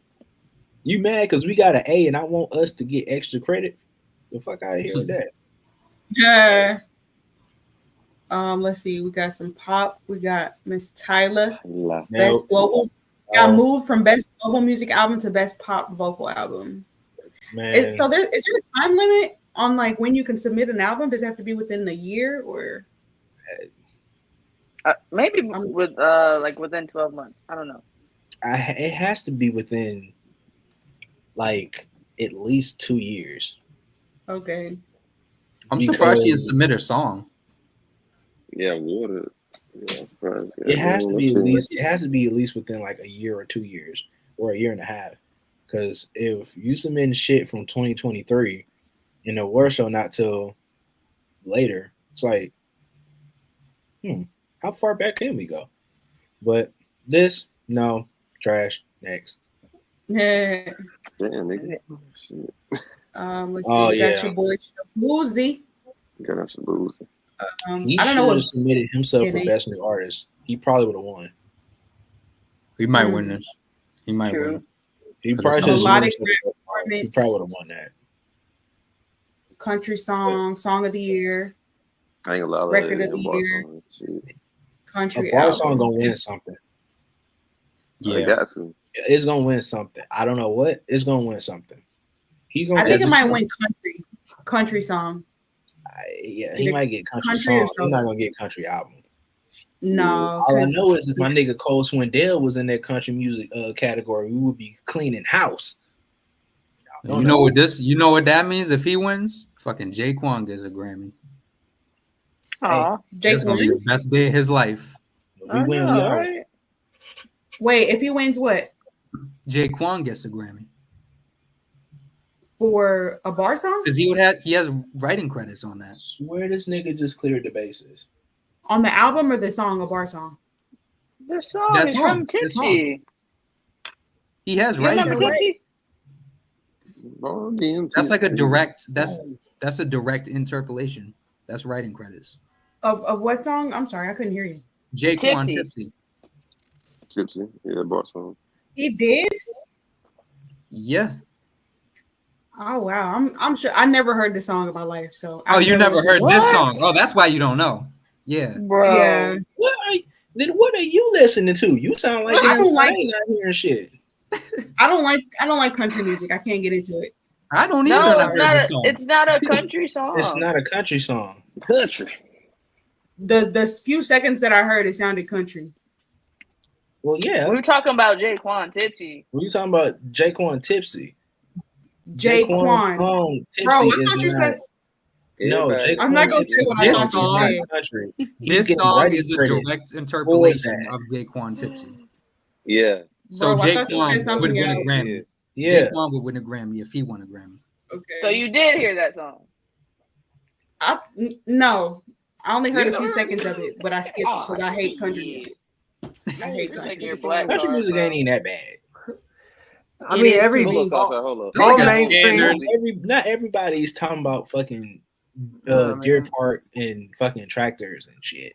All Fucking mainstream Jack- country is like it's all popified now. It's not. I listen Yeah, to a lot I of like- outlaw country, like Coulter Wall and Tyler Childers. There's a lot of really dope. Star, I'm gonna send you some shit because there's some outlaw country like You need to like listen to some underground type shit that you can't listen to it and not be like, damn, that's hit me in the You feels. need to You hear know, some bluegrass. That's Isn't what you Charlie need. McClain's country, right? Or am I getting her mixed up? I don't think I feel like I've heard that name before, but I'm not sure. like when I think country, I think like Johnny Cash and shit. I don't think what. We got Southside's girl, JoJo Siwa. I'll say this though, she made a better album than half the fucking people I've heard this year. Damn, that's crazy for real. It ain't that bad, bro. Like I said, I went to that album fully ready to hate because that's all that's in my heart. And That's true. it was not that bad. Like I genuinely have heard worse. That ain't bad. That's literally how I feel about a lot of independent artists or a lot of records that don't get a lot of good press. Is that I go into it sometimes I'm like, this shit probably gonna be terrible. I keep my expectations low, so I'm not disappointed. Mm-hmm. So when I hear something actually good, I'm like, oh, okay, this is fine. My boy Gary Clark Jr. submitted a bunch of stuff. Oh, word. See, J Cloud knows So about we Gary got- Clark. Yeah, I Y'all know need to about get him. on- I know y'all need about to him get from on Smoke. game, dude. If you don't listen to Gary Clark Jr., I don't know what the fuck you're doing with your life, honestly, dude. Nah, I'm he's not he's checking him dope. out, He's man. dope. He's crazy. He's crazy. I'm not checking my y'all got some good recommendations, so yeah. So we He's got like the this Jimi one. I mean, Hendrix of our generation. So I don't know exactly what he submitted. He said the album is in the system to be voted on. I'm assuming like album of the year or something, rap album of the year. But I mean, that's I really dope like they this submitted album. it. I might be a little biased, but I love this album. It's I been mean, that's on dope they submitted it, but I mean, realistically, I'm not sure. Let's be real. I don't see that happen. Let's be real. But I mean, hey, Killer Mike won. Anything's fair game, I guess. I mean, Killer Mike is objectively a bigger artist than Currency. Like that's not even. I mean, right now, yes. Yeah, right now, yeah. He already had Grammys at that point. I mean, yeah, Like that he won by himself. He was featured on a song. It doesn't matter. I'm just curious though. Was it because he was featured on a song or was it his song? Yeah, multiple times though. But that doesn't Featured? matter because that boosted his profile regardless. That was the point earlier that people don't like. artists don't really give a shit about the Grammys. They give a shit about what they get from the Grammys. Mm-hmm. That shit. But yeah, shout out to DJ Fresh. Wishing you luck on that one. The next shout out to one. Currency. Shout out to, well, of course, shout out to Currency. That's the dude. But yeah, so the next one is Cardi B for her song Enough Miami for record of the year, song of the year, rap performance, rap song, best music video. No album though. Let's see. Punteria. I've never heard that song, but whatever. Best music video. Shakira. Oh, okay. Yeah, interesting. That'd be crazy if she freaking won a Grammy off that song. Did anybody like that song? That single? Maybe the video, but I don't see it getting anything else. She got a habit of having fire videos for crap songs. That's I've only actually seen one song that she dropped. right. You better put all of that shit up into it. So one song. Let me see who we got. And last but not least, that's crazy. Drake only submitted 2 songs. What song did he submit? You My Everything for melodic rap and Sideways for dance pop. Whose song is Sideways? Is that a feature? Oh no, I don't listen to Drake. I think that everything is Sexy Red. All right, so this one, last but not least, Nicki Minaj. Southside's favorite. Southside's favorite rapper. Southside's homegirl, Nicki Minaj. So Pink Friday 2, album of the year, best rap album, best engineered album. I guess it stands for Fuck the Club Up. For record of the year, Yes. rap performance, rap song. Everybody for song of the year, pop duo / group performance, and R&B melodic rap performance. Interesting. What do we think about that one? She should have just never submitted. Good luck. She never wins Grammys. I don't fucking care. Good luck. I don't think she's gonna win these categories at all. No, I don't think she's gonna get nominated in general. I don't see it. We get excited she gets excited every year. Who do you think's more likely to win, her or Erica Banks? Shit. Erica Banks. No, I'm just kidding. Lloyd Banks. Lloyd Banks got it. That's a good question. Shit, he deserves it more. But Okay, y'all. Did I miss anybody? Do y'all know anybody else that I didn't miss or that I missed? Oh, Megan. Did you miss Megan? Oh, I didn't mention her. What did she do? Bias. I didn't know she submitted, honestly. Yeah, because you didn't look. That's why. Ice Spice submitted fart. No. Are you serious? I got the whole list right now. It's just too Oh, long. go ahead. Oh, I thought you were joking. Like No, I'm not Oh, joking. he's serious. Yeah, she submitted Y2K album of the year, rap album, fart record of the year, rap What? performance. Did she rap submit song. Popa? No. Oh. Did I'm it first. Fisher and That was at Oak. least funny. Fisher was kind of a good song, though. There's Oh, like Fisher was fire. Fisher was fire. there's artists on here that you're not even gonna hear about doing submissions, but like how Sade was talking about, there's people that deserve Grammys that don't get them. Like you got Eric the Architect on here. Oh, wow. There's so much dope shit on this list. I'm gonna drop this in the chat. Yeah. 'Cause it's a full list, alphabetical. Yeah, let's get that. Well, there's all the subcategories that don't get aired on TV. So it's like there's people that win Grammys that are never televised. Yeah, that's true too. Yeah. There's a lot of categories. I don't forget how many categories there is. Shit, but yeah, you heard about that. 'Cause I do remember people saying they winning Grammys and shit and ain't no getting here.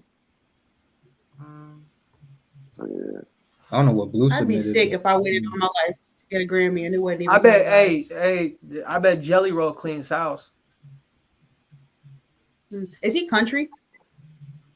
He's got submission for country solo performance, rock performance, best music video, record of the year, song of the year. He's got like 4 songs for record of the year. He has a feature Yeah, with it's all Eminem on there? country duo. No. Oh, Marsha Ambrosius.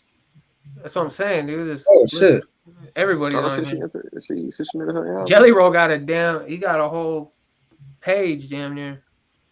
Yeah, Marsha did a whole album with Dre. She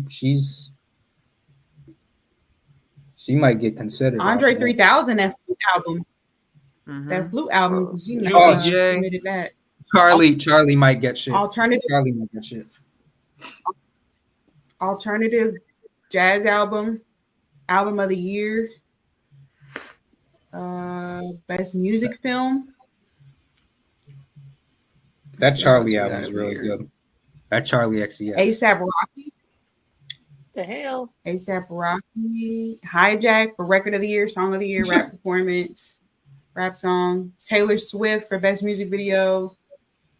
Okay. Bad Bunny. Bro, who? Okay. Monica. Who's Bebop? Bad Bunny might win something. That song was like Man. really big. Monica. Man, Bad look, Bunny's spin it, Bad Bunny. He's Bad. Never mind. I'm not even gonna read the name. The Beatles. The fuck? Right. You got Coldplay on here. You got all kinds of shit. Eric Bellinger. He's dope. I don't know. Okay. I've heard Bruh, of him. I didn't before. even know BJ the Chicago Kid dropped anything. Oh, he's on there. Oh, Anderson .Paak put Where? a bunch in there. Anderson .Paak's Oh, got yeah. it's alphabetical. Oh, the no worries shit. Go to Paak. Yeah, Okay. no worries, yeah. Wait, damn it. You skipping ahead. Hold on, let me see. Let me see. Let's scroll down. James Oh, Blake. sorry, I've that's your been reading this for like 10 minutes. It's okay. James Blake, that's your boy, Jake. Yeah, James Blake. Album. I like James Blake. James Blake is fine. Blink-182. Mary J. Blige. Chris Brown, 11:11 album of the year, R&B album. Has Chris Brown ever won a Grammy? Does anybody I know? don't think so. I thought he did win. I think he got 1 or 2. Yeah, he going on a few, I think. JPEG Mafia is on here. Oh, shit. Oh, Danny Brown. I knew Malik was gonna get happy. I did not. Hey, hey, Burna Boy. That's the shit. Chris Brown got All one right, right. here. Central Sabrina C, no. Carpenter. I mean, Central C. everybody who did something. Everybody who did Cher? something. That's what I'm saying. Everybody's on this. motherfucker. Everybody who just did something. Charlie XCX might win something though. Dance Yeah. electronic album. I think Yeah, that That's was a what I- very critically, Claim like, that album, yeah. a lot of people I very just think much just praise that album. the moment and the shit that she got around that album, I think that warrants it. J. Cole J. might Cole delete submitted? later. Album of the Wow. year, rap album. Nah, that one's that's ambitious on I'm his end. surprised he submitted. Common for album of the year. Yeah, the I didn't even know he dropped. Ooh, yeah, that's That was a my good one. top 50 right there. Yeah, that's a good one for real. For real. Depending Yeah, on you what like he it. submitted it for, that might. It depends. It could be a dark horse. Shit, you never know. Yeah. Yeah, fuck that. Doja Cat for Scarlet 2, Claude, album of the year, rap album. I think she should get something. She gonna win something. Agora Hills was a good song. Yeah. I You get slept like on good Billie graces. Eilish. I did too. Hey, this one's for you, Sade. We would see That a Sade version Black was- submission if she'd stop bullshitting and get in the booth. I need some bomb sounds.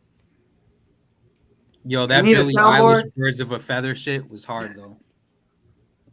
Yeah, we need a soundboard. I can figure that out for y'all. Yeah, Yeah, for I real, got a we do few need it. ideas. Oh, Doechii. Yeah, we talked about that one. Doechii. Yeah, Tyrese. I'm pulling for Tyrese. He needs this. Ooh, Billy should Nah, win real something. shit. Billy might win Billy. something. Billy Yeah, always yeah. wins. Eminem, we talked about him. Eric, that was surprising to me. Eric the Architect. Oh, I guess we ain't gonna hear no Flatbush Zombie soon. I'll fuck with him, but Fantasia. just Fantasia. And I see. don't do it like that. I like when I see Future and Metro booming. We Don't Trust You album of the year. Gassed. Ooh, Peter Gabriel. Peter Gabriel. Let's see. Robert Glasper, Glorilla. Yeah, we already said that one. Selena Gomez, Ariana Grande, Eternal Sunshine. Carol G. Gunna. Let's see. Jack Harlow. Loving on Me, Record of the Year, Song of the Year, Rap Song, Best Music Video. That's Ain't no ambitious. Green Day dropped the album. I got a fuck they do the album. Her, Ice Spice. How long is this list? It's a long Longest shit. We on the man. J's. We on the J's. Oh. Yeah, it's gonna take. You want to go through the whole thing? It's gonna take a minute. Jay-Z. I just finished. I finished and I started like 10 minutes before y'all. Oh shit. Okay. Yeah. Juicy J. Okay, I think we get the hit. Yeah, we're gonna be going through this all night. Yeah. This is a long. That shit crazy. Oh, Killer Mike submitted again. To the sequel. All right. Shit. That was good. That was good. Let's see. All right. So I think we got that. Yeah. We beat that horse. Yeah, we did. I just need DK and Mafia to win best rap album. That's all I need. Yeah. You said who? JPEG Mafia. Mafia. Yeah. Or goddamn my coming. That'll be dope too. So yeah. That'll be dope. All right. So wrapping up that topic, we are moving on to the next. We got a fresh review by ours truly, Southside. So reviewing the Tommy Richmond album. So I'll let you take the lead. So what'd you think about the album? It was fine. It ain't no damn 5.8. So this is why I don't listen to other media outlets like fucking Pitchfork. Because they don't know what the fuck they be talking about. They just be saying shit. The fact that you gave this album a 5.8, granted, yes, it's a little unorthodox. You don't really understand how he was categorized as a hip hop artist with his lead single, when if you've heard that fucking song and you automatically assume that was hip hop, you're a fucking idiot. You don't want that to be known. This is an R&B pop-ish type soul project, which is weird to put white people in the soul category. Reasons. And he went and did his entire project and then put his single on there, which showed faith in his other work, which is actually important, because not putting your lead single on your debut album essentially is a very bold move if you wanted to do well. And he assumed that he could do well because he's been promoting it as album of the year, which I've even had to come in and say, pump the brakes, because it ain't that. But it's got very good production. The production pretty much carries the whole project.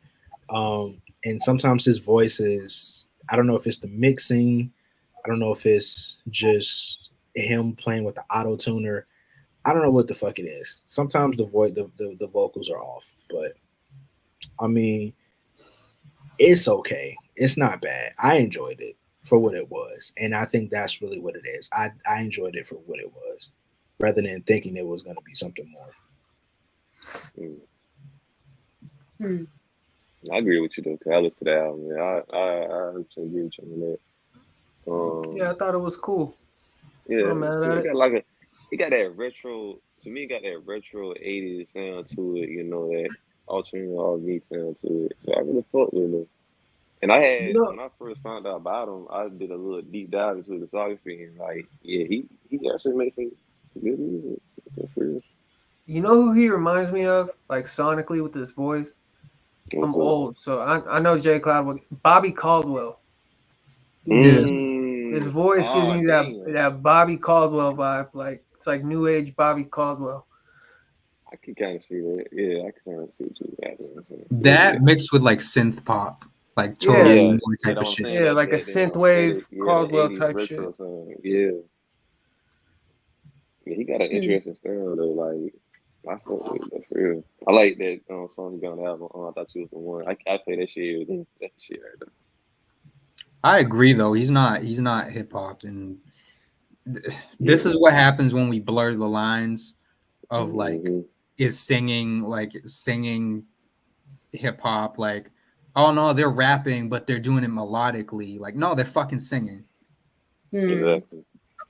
Which it's fucking R&B.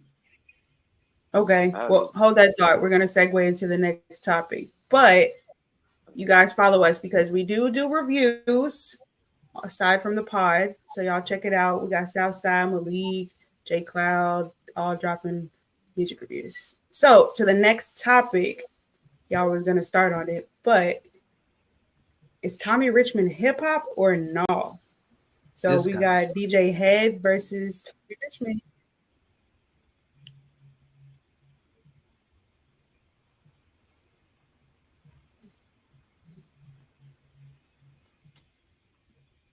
We can't hear it. I can't hear it. You can't hear it? Can you hear it? You said you can't hear it, the video? I couldn't. Okay, hold on 1 second. We got shot in.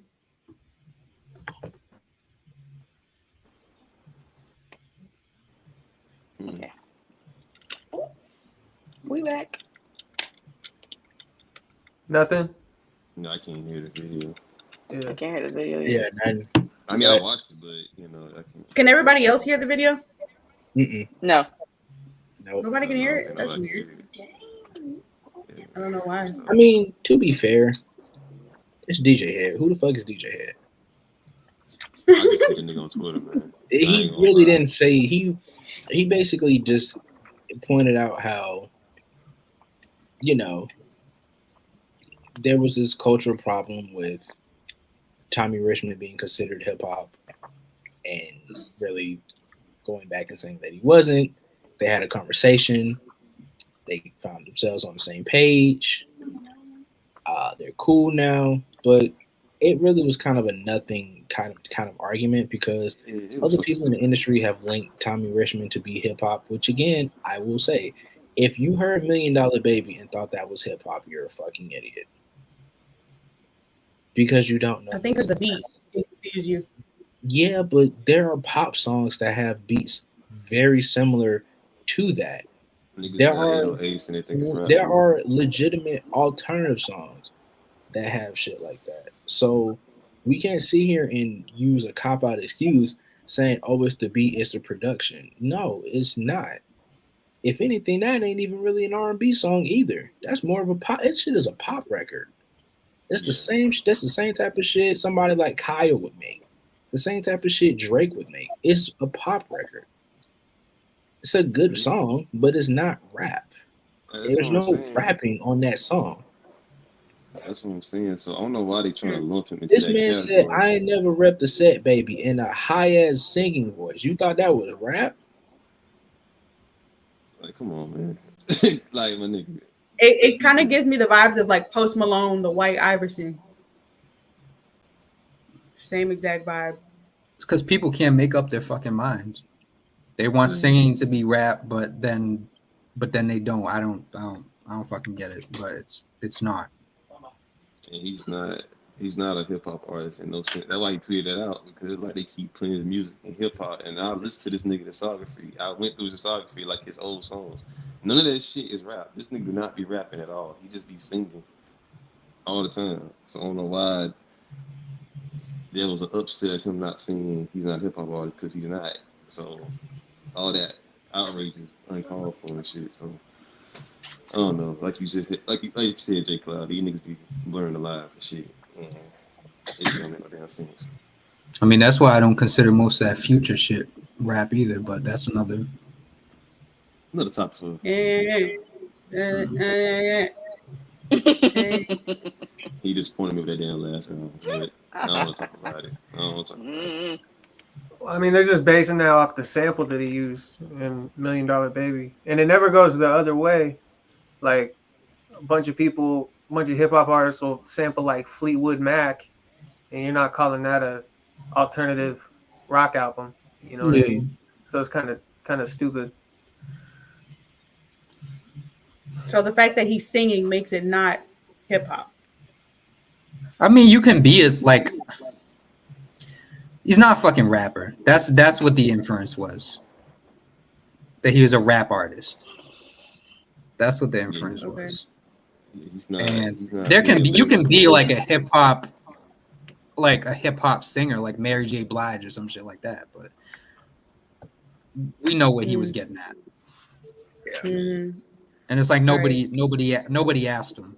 He just volunteered that information. Just listen to the fucking music, for God's sakes. You know what I mean? That's literally all I be saying, bro. Like, it's not difficult. People who are in these categories easily could tell whether or not something is hip hop or not if they just listen. But they don't. Can you guys hear this? Tommy Richmond isn't a rapper, and he may not even be hip hop. Y'all can hear that? Okay, bet. He, as a man, as an artist, he gets to define himself however he wants, and we're gonna have to accept that.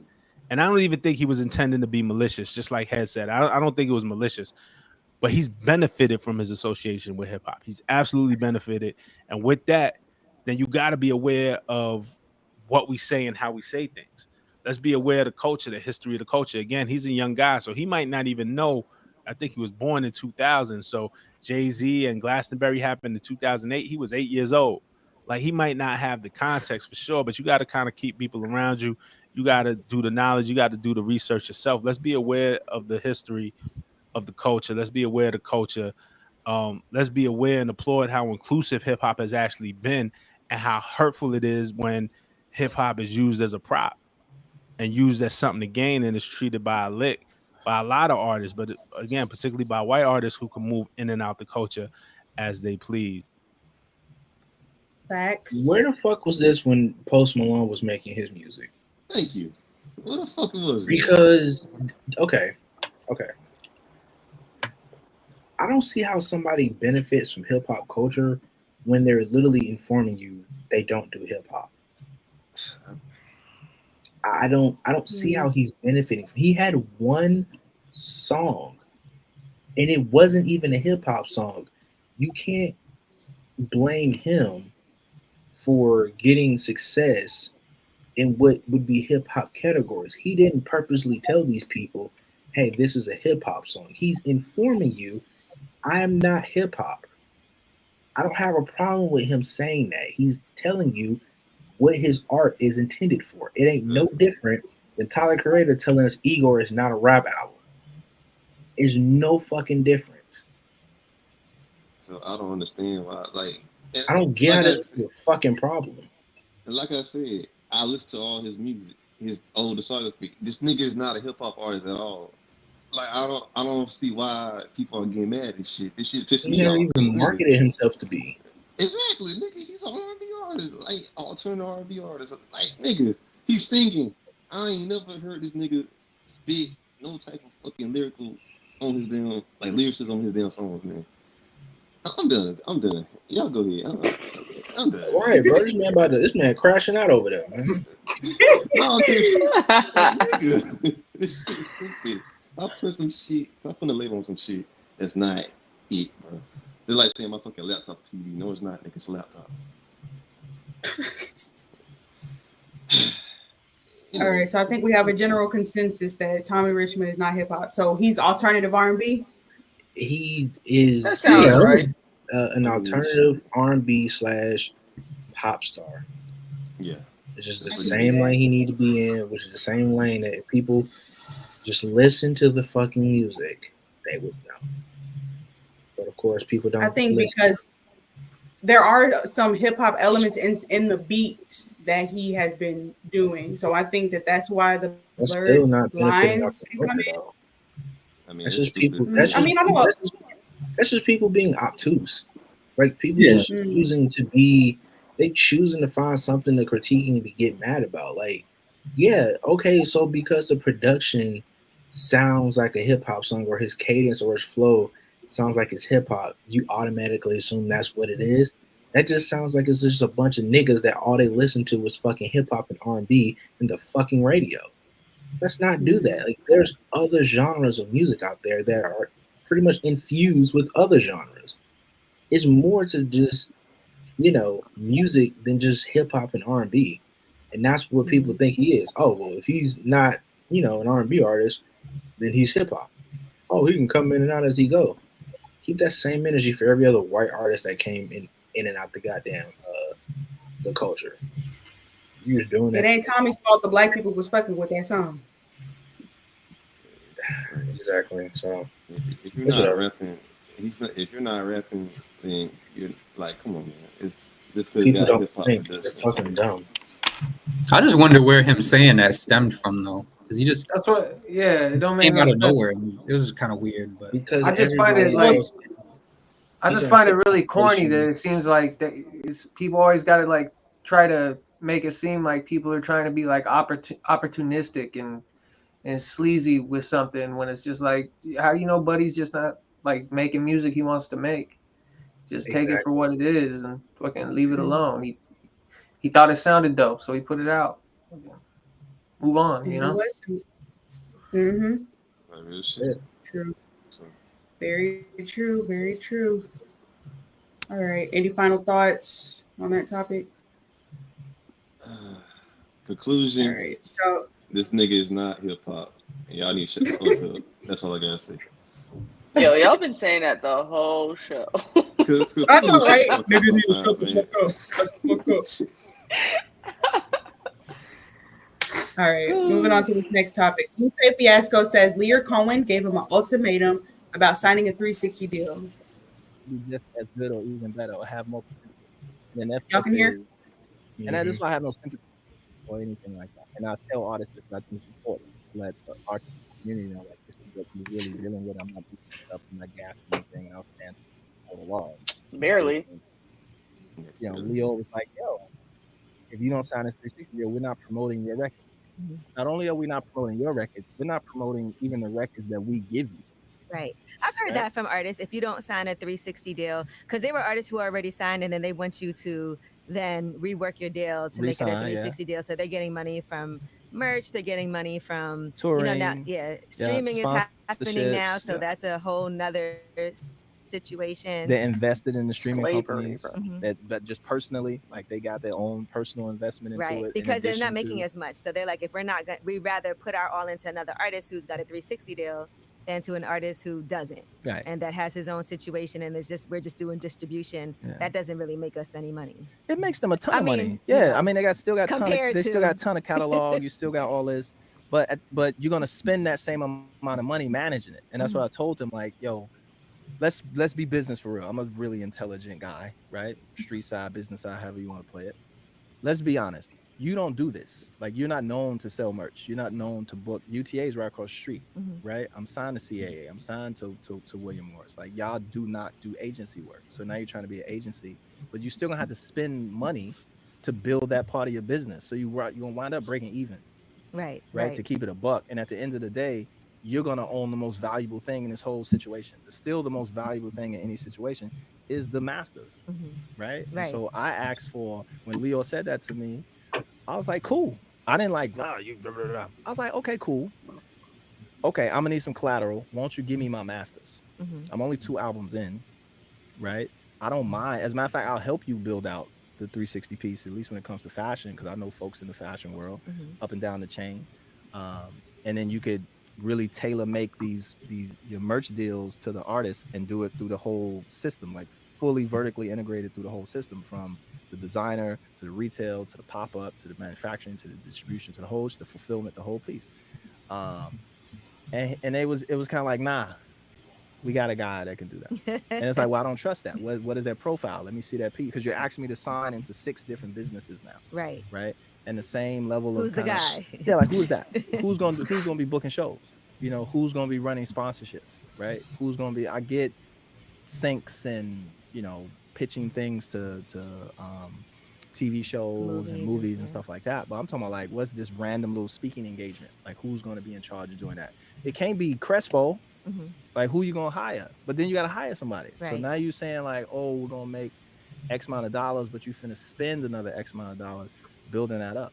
So they had to miss me with the bullshit. It was like, give this to dude or give this to old girl, you know, all blessings, but you're not finna do that to me. So I didn't sign, and my career was like, goodbye. Wow. So my career ended at Lasers.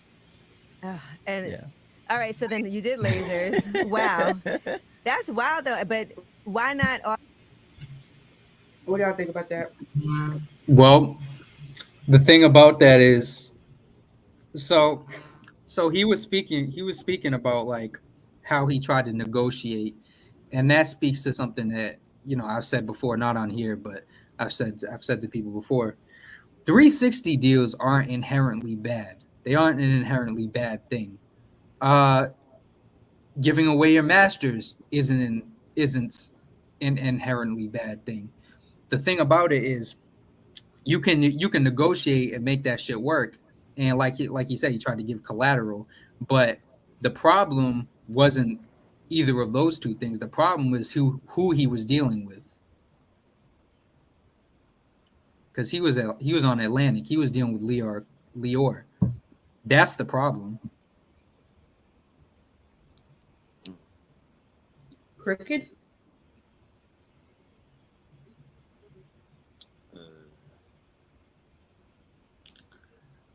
I think. What are you guys' thoughts over there? Calling Barack Obama a terrorist live on air didn't help his career either. Who the fuck cares about Angela Yee? As accurate as he was. I don't. I personally, a 3, I respectfully, I could give a fuck less. About Lupe? Angela. Lupe, Angela, the 360 deal, I don't care. It ain't moving nothing in the hip hop industry. Nobody cares. You bringing up old stories because you bored as fuck. You think it's a cop out for him to explain why his career went on the decline? No, I think his shit was bombed. They fucked his shit up. Intentionally? Yeah. But I think he contributed to it. He definitely contributed to it. Because he kept pushing back. He kept pushing back when he's under contract with them. Very aggressively, might I add. He had people protesting outside of Atlantic. So he tried to play the game with the wrong people. It's like, yeah, like, how you gonna sign and then not fulfill your contractual obligations? Well, he signed. This was like 2011. He signed like 2005. He was with them for a while. Is he independent now? I believe so. Yeah. Okay.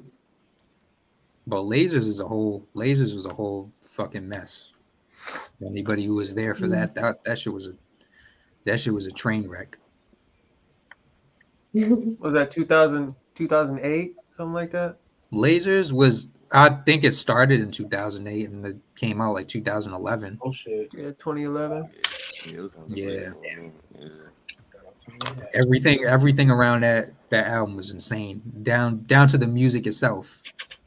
And not in a good way. No. Any closing thoughts about 360s? Is it slavery? No, it's the same as any other deal.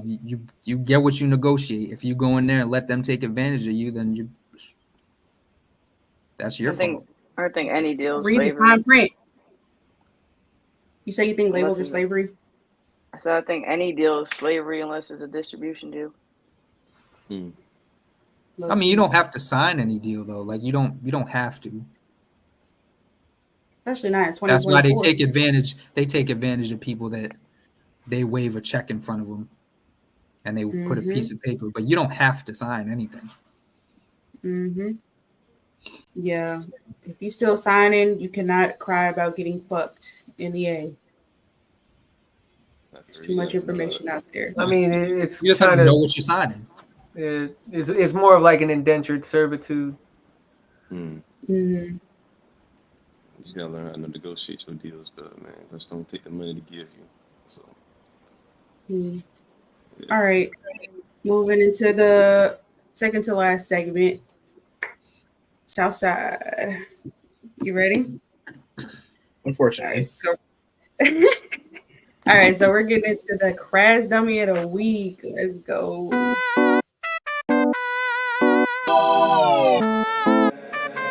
Hey, Darren.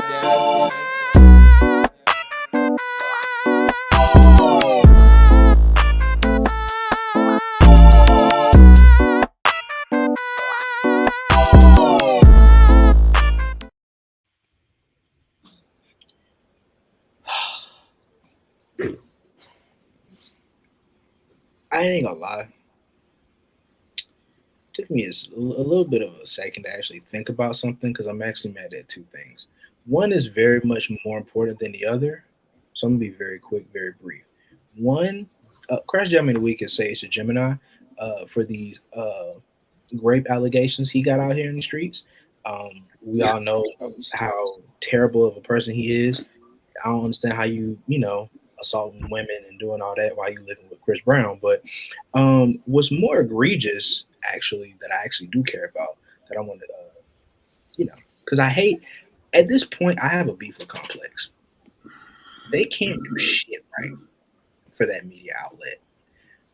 I just want y'all to know they have a list of the 50 greatest cereals of all time. Why is Fruit Loops number 5? I'm being dead ass. I'm being dead ass, bro. There's no reason I don't even like Fruity Pebbles, and that shit 21. That's a problem. Who's on this damn staff? Like, seriously, who's on this staff?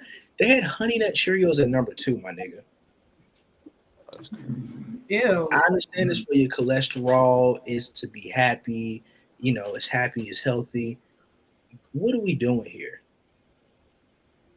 Like, they had kicks higher than what the fuck that shit was. I think it was before Raisin Bran Crunch. They had kicks higher than that. Like, I'm over here, we supposed to be talking about music. I'm mad at a list about cereal. Like, that shows you how terrible Complex is. But yeah, that's it. That's all I got.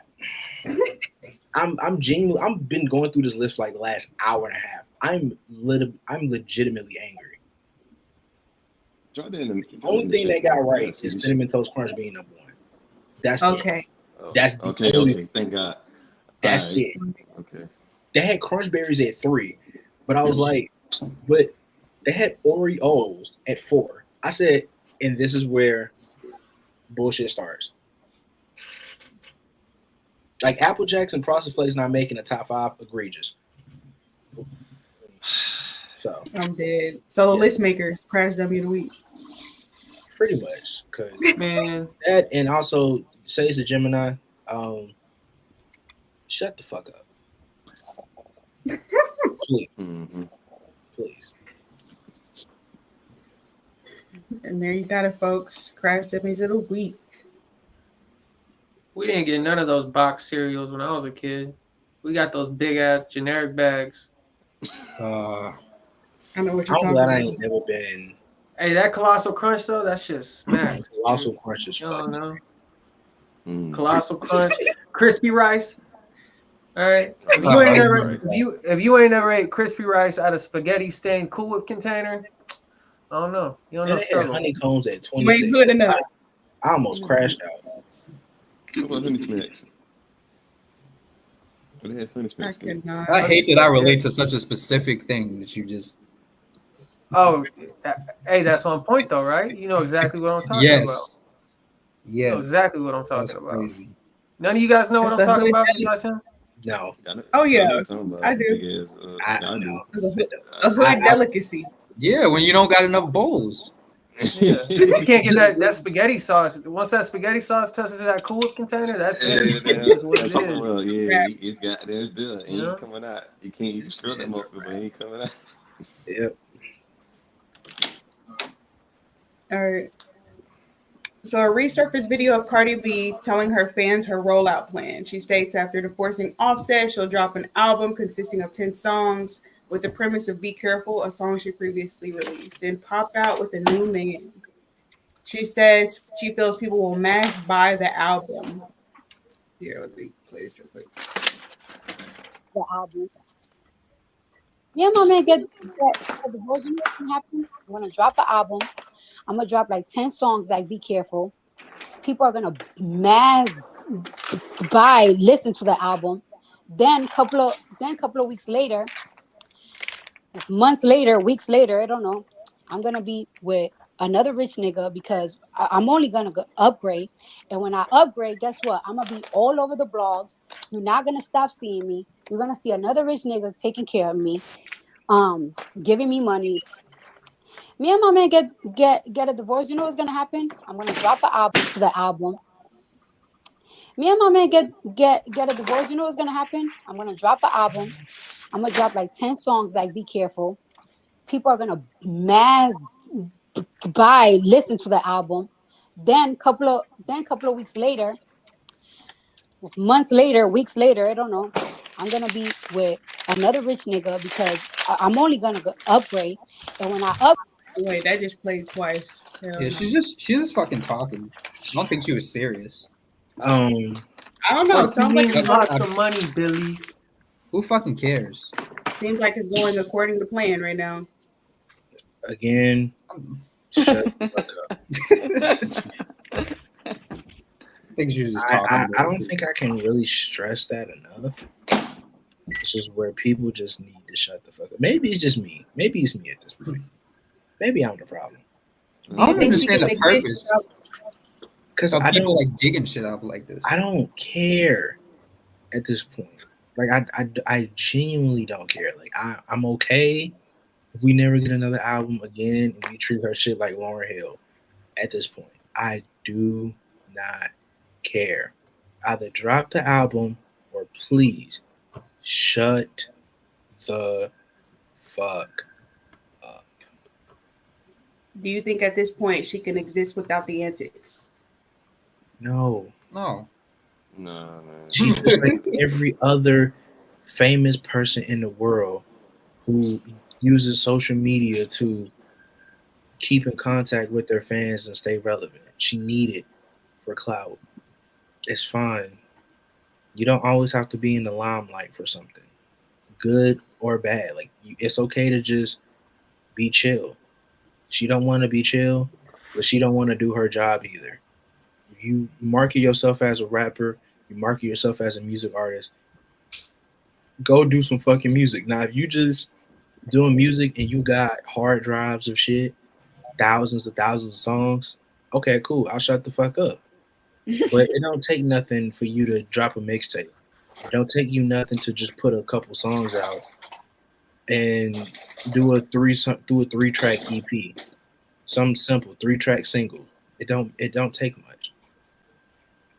We go through the same song and dance. I feel like twice a month, and at this point, I feel like I'm in an abusive relationship. Mm-hmm.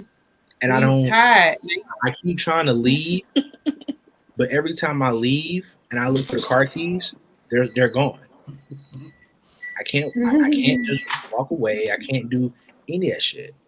Like I'm stuck in this circle of bullshit.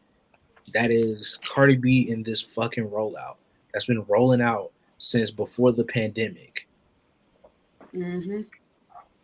It's annoying at this point. You just like drop the fucking music. They're not another singer. Facts. Yeah. She keeps doing everything but dropping music, so it's like I'm about to block you at this point. Because it's getting to that point. Like, what is the genuine purpose of your music at this point? What do we get for continuing to support you? You are not blessing the fans. You are not giving us anything. You're not going on tour. You're not doing festival performances. You just had a child, so I know for a fact you're gonna be chilling for a little while. That's okay. But at this point, the whole music thing, this album rollout, it's a waste of time. It is honestly, it's just disappointing. It's like a flat soda. It's there. You appreciate it because you're thirsty, but that's not. It ain't gonna get the job done every time. You don't care no more. Once you get something better, you're fine. We have other women who are dropping music consistently. Why are we still hung up on Cardi dropping an album at this point? I'm just tired of her shit. That's all. I'm done with her in general. Yeah. I'd be okay if she never dropped another song.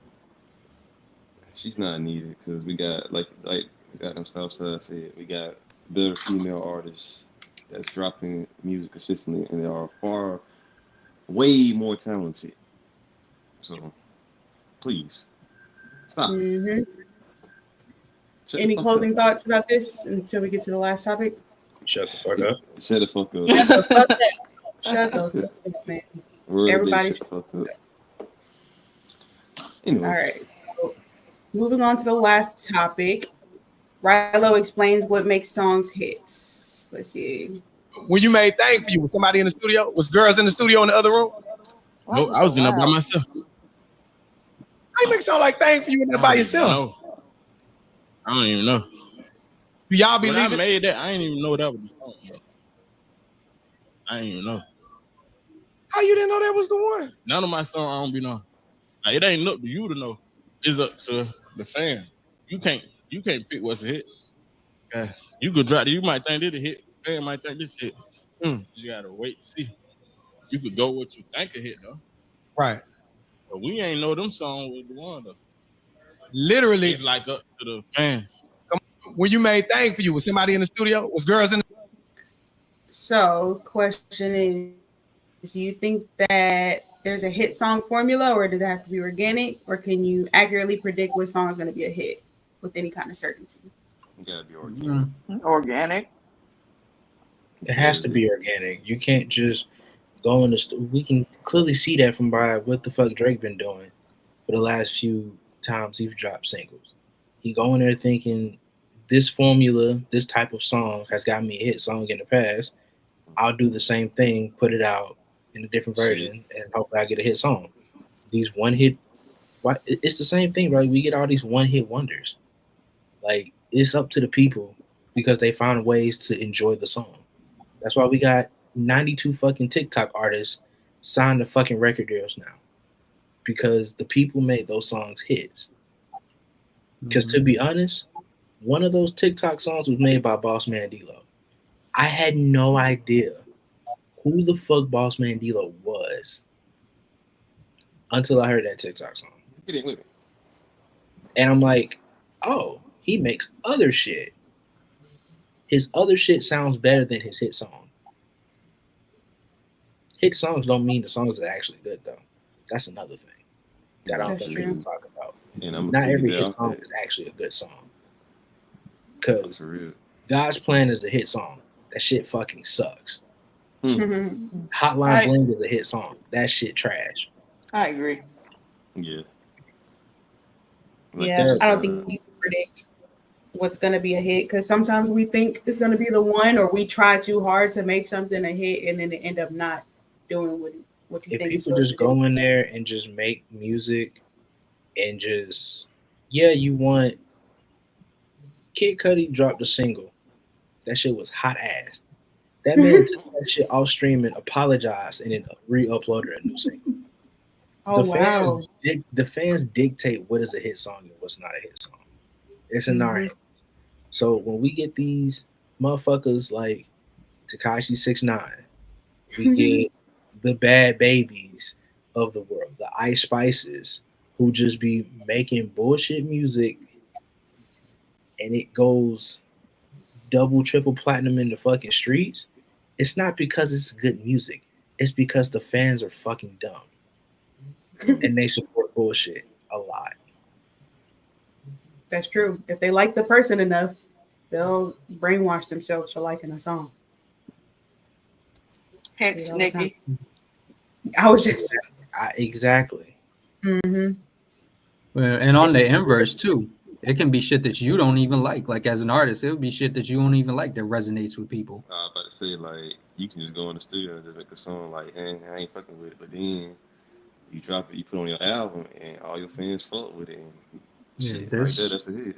So, there's records. Yeah, there's records that the artist hated, and they put it out and it ended up being a huge record. To support J. Kyle's point, Kodak Black don't like no flocking. What? That's the song. That's not only one of his biggest songs. That's the song that at every fucking Rolling Loud festival, he has an entire dance breakdown for. He don't even like the song, but yet that's one of his biggest tracks. So yeah, and that song is the one that got Cardi B famous. Unironically. Well, how about a new one? That $1 Million Baby shit isn't even on Tommy Richmond's album. Yeah. No, he didn't put it on there because he wanted other songs to be on there. So there. Do you think the machine can force a hit song? Because I do feel like part of the reason that $1 Million Baby song got big is because it was everywhere on social media. Anaconda is an example of that. They can force it being everywhere. They can because it's the radio play. Throat Baby had no business being on the radio, had no business even existing in our space in time. And Throat Baby was unfortunately a hit song. It's just like I said, just because it's on the radio, just because it's out there in the world and it's on Billboard charts and shit like that, and don't mean that it's good music. That just means either somebody behind it or it's a bunch of dumbass fans who resonate with this one artist. That shit could be like mad frustrating if you like write music too. I used to do like a lot. I mean, I still do sometimes, but I used to do a lot of like ciphers and shit with people.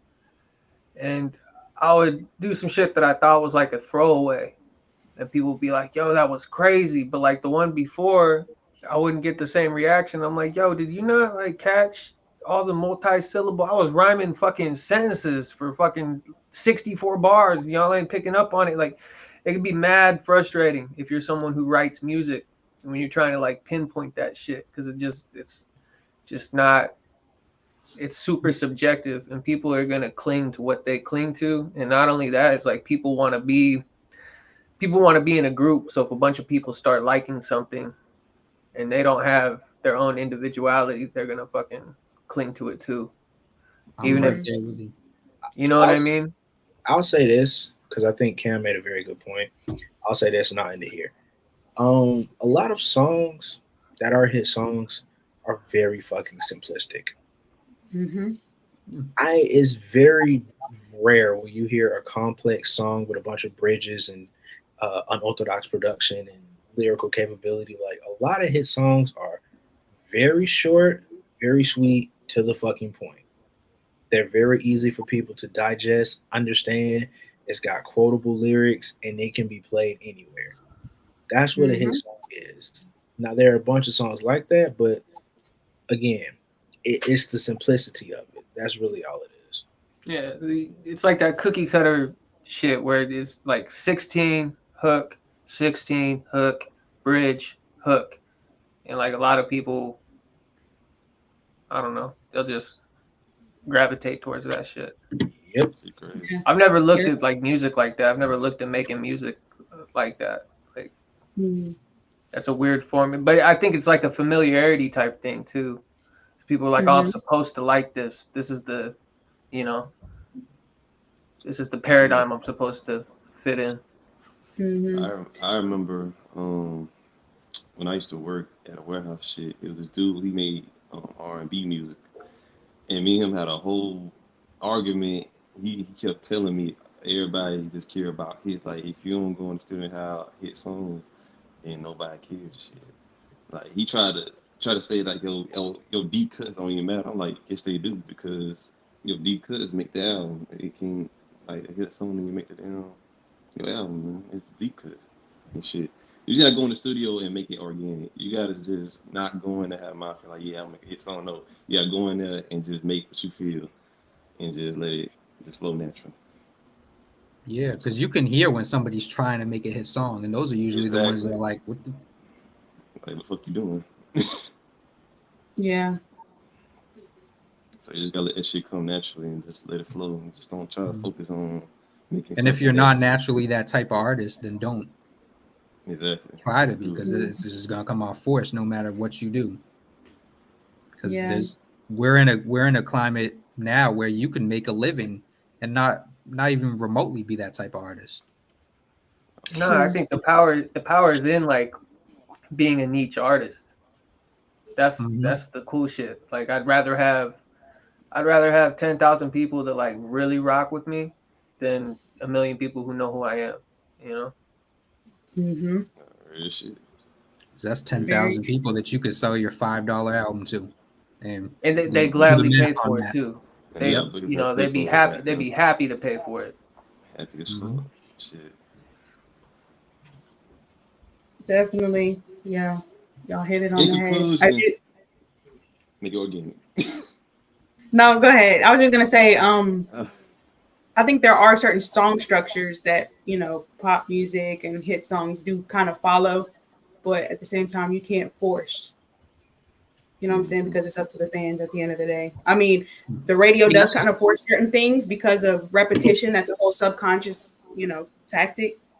But but that's just the structure. That's just the structure. If the music itself doesn't hit, then it's like it's not gonna happen. Yeah. You know, you can write. You can hand somebody a blank notebook. That doesn't mean they're gonna write a fucking 10 out of 10 novel. True. All right. So, any concluding thoughts on this one? Make it organic, stop forcing shit, and shut the fuck up. This nigga. Oh my gosh. All right. All right. So for our last topic, what are you guys listening to? So go ahead, pull out your phones. Let me see. What you guys been jamming this week? I could start. So I haven't been listening to nothing too different. I really been having the same shit on repeat. I did listen to the Alchemist joint, the Genuine Articulate. That one was pretty good. Been listening to Chorus Currency. It's my shit. I'll never take that off rotation. Toro y Moi, Whole Earth. That shit's fire. So, what else? Yeah, that's pretty much what I've been listening on this week. So Malik, what about you? I'll go in order. All right. I've been chasing Summer by Serbian in my rotation heavy. I love that album. That's a 10 out of 10 album. I don't give a fuck nobody says, because every song on that bitch bangs. And I've been playing that shit since it dropped, and I love it to death. Blank Face LP, of course. That shit get better every time I listen to it. I recently started back listening to Sano Allegra. I love her music. She needs to drop an album because it's been since 2021 since she dropped the album. So yeah, she needs to goddamn drop the album. Tommy Richmond. I listen to goddamn Schoolboy Q again, Blue Lips. Young Nudie. Kendrick Lamar, of course.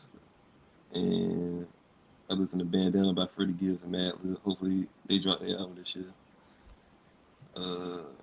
Brent Fires and Shit, that's really it now. My playlist, I've been listening to at work. Man. Yeah, that's really it. Shit.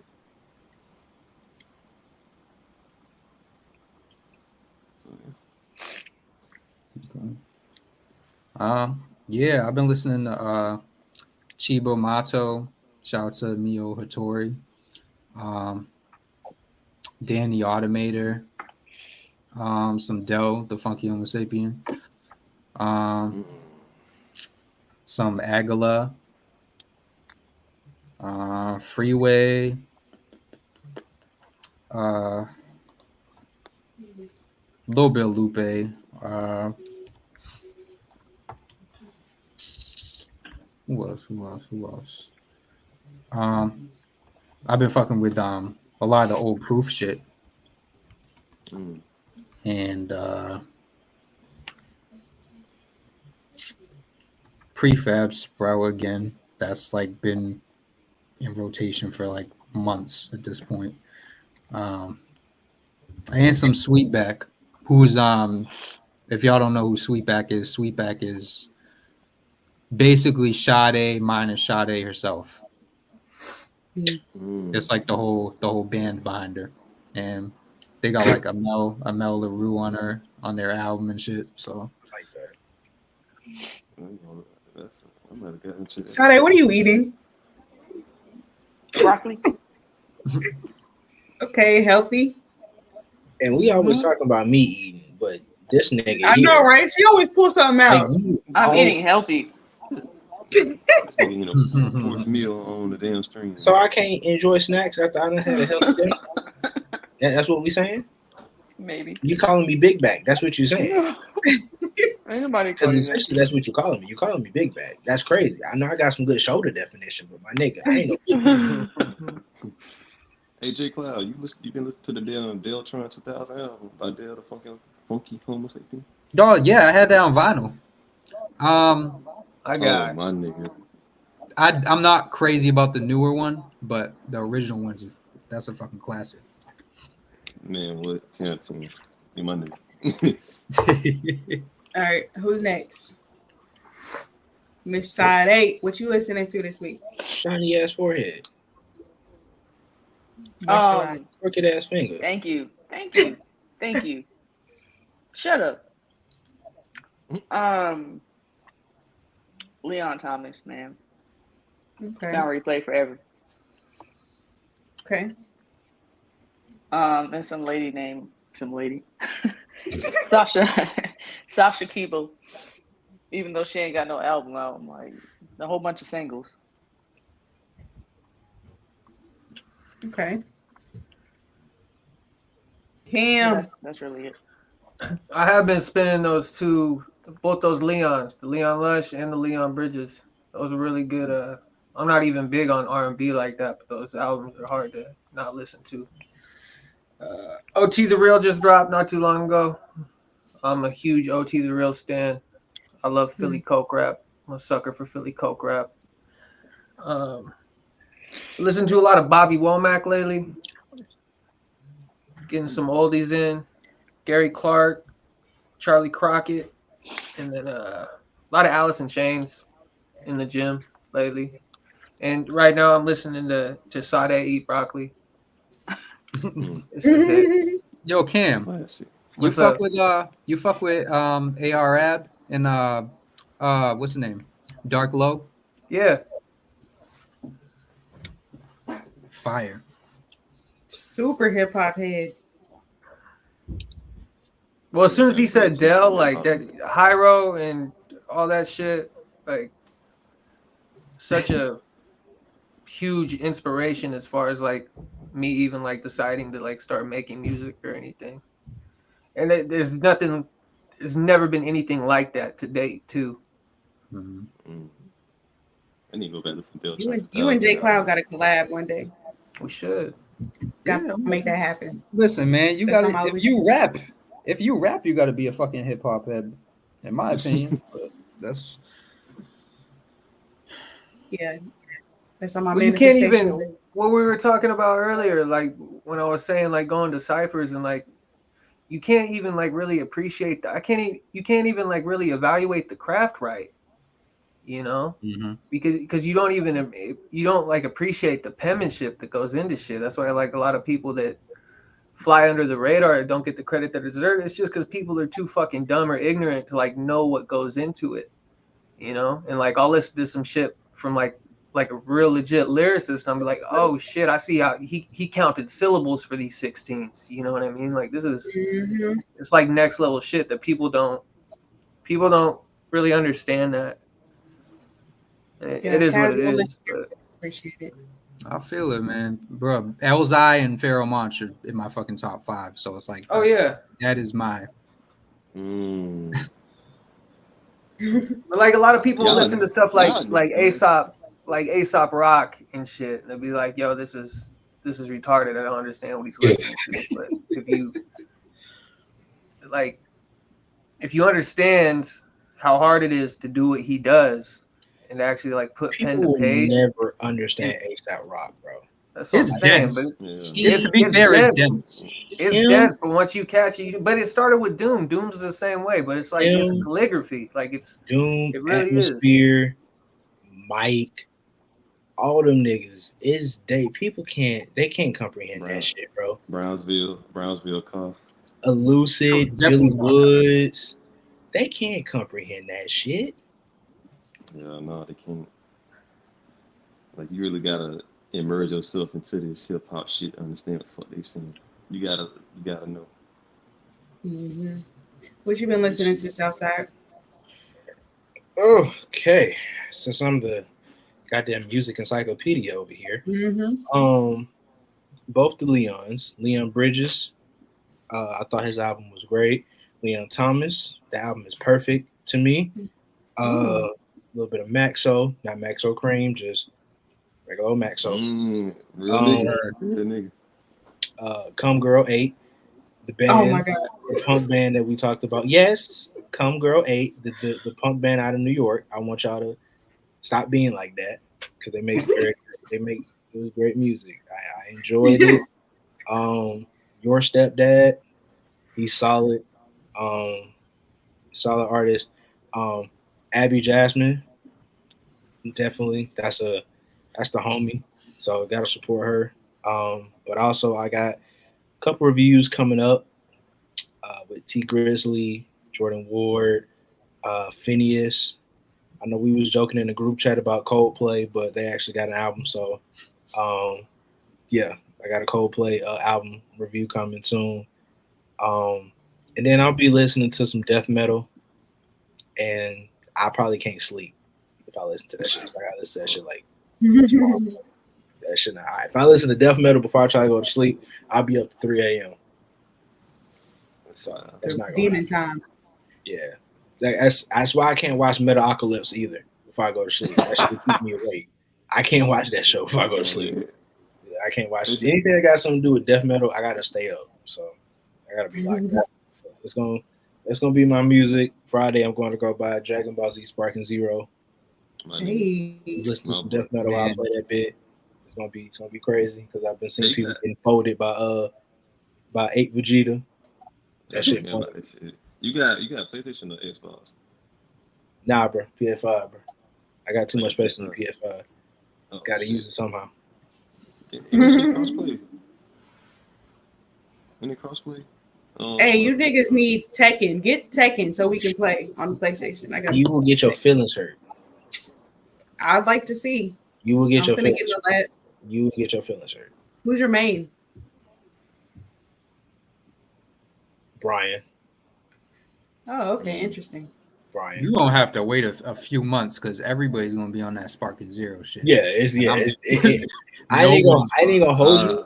They just brought Terry on Street Fighter 6 in the DLC pack. That bitch not getting touched at all. Street Fighter 6 not getting touched. MK1 not getting touched. WWE 2K24 not getting touched. We all gonna be on Sparking Zero until Call of Duty come out. But ain't they put Terry as damn DLC on Street Fighter 6? Damn. I didn't know that shit. I gotta fuck with it. Yeah. I'm about to get a PS5 just to get Sparking Zero because I got a PS4. Go ahead and get it. You're overdue, man. Get a fucking PS5. Get it. I want to play you in Tekken already. Not until I finish Sparking Zero. Nah. That shit getting bought Friday. No bullshit. Alrighty, gang. So for our closing statements, you guys got anything to plug? Anything y'all are working on? Anything y'all just want to say? I'll start with Malik, and then I'll just go this way. Oh man, goddamn. Let me see. I got a lot of shit to do. Right now, I'm playing my mom's surprise party in Atlanta with my family. So I'll be in Atlanta this Friday and shit. And let me see. Trying to get this tattoo and shit going, of course. You know, the storm fucked up my whole schedule, so I gotta get back on track and shit. And let me see. Again, of course, Dragon Ball Z Sparkling Zero this Friday. And I will be on that bitch heavy. And You've been drawing still? Really? Oh yeah, I gotta finish. I ain't had no power, so I couldn't even see how to fucking draw. So I gotta get back to my drawing and shit. Yeah, I just got power back. Yeah, yesterday and shit, because it took the longest time. So. Damn. Finally. But new art will be dropping. Just be patient. This shit takes time. Okay. And I'm working on my list. So that's it. Bet. J Cloud, what about you? Shit, I've been like diving deep into some business master classes, so I've been focusing on that. And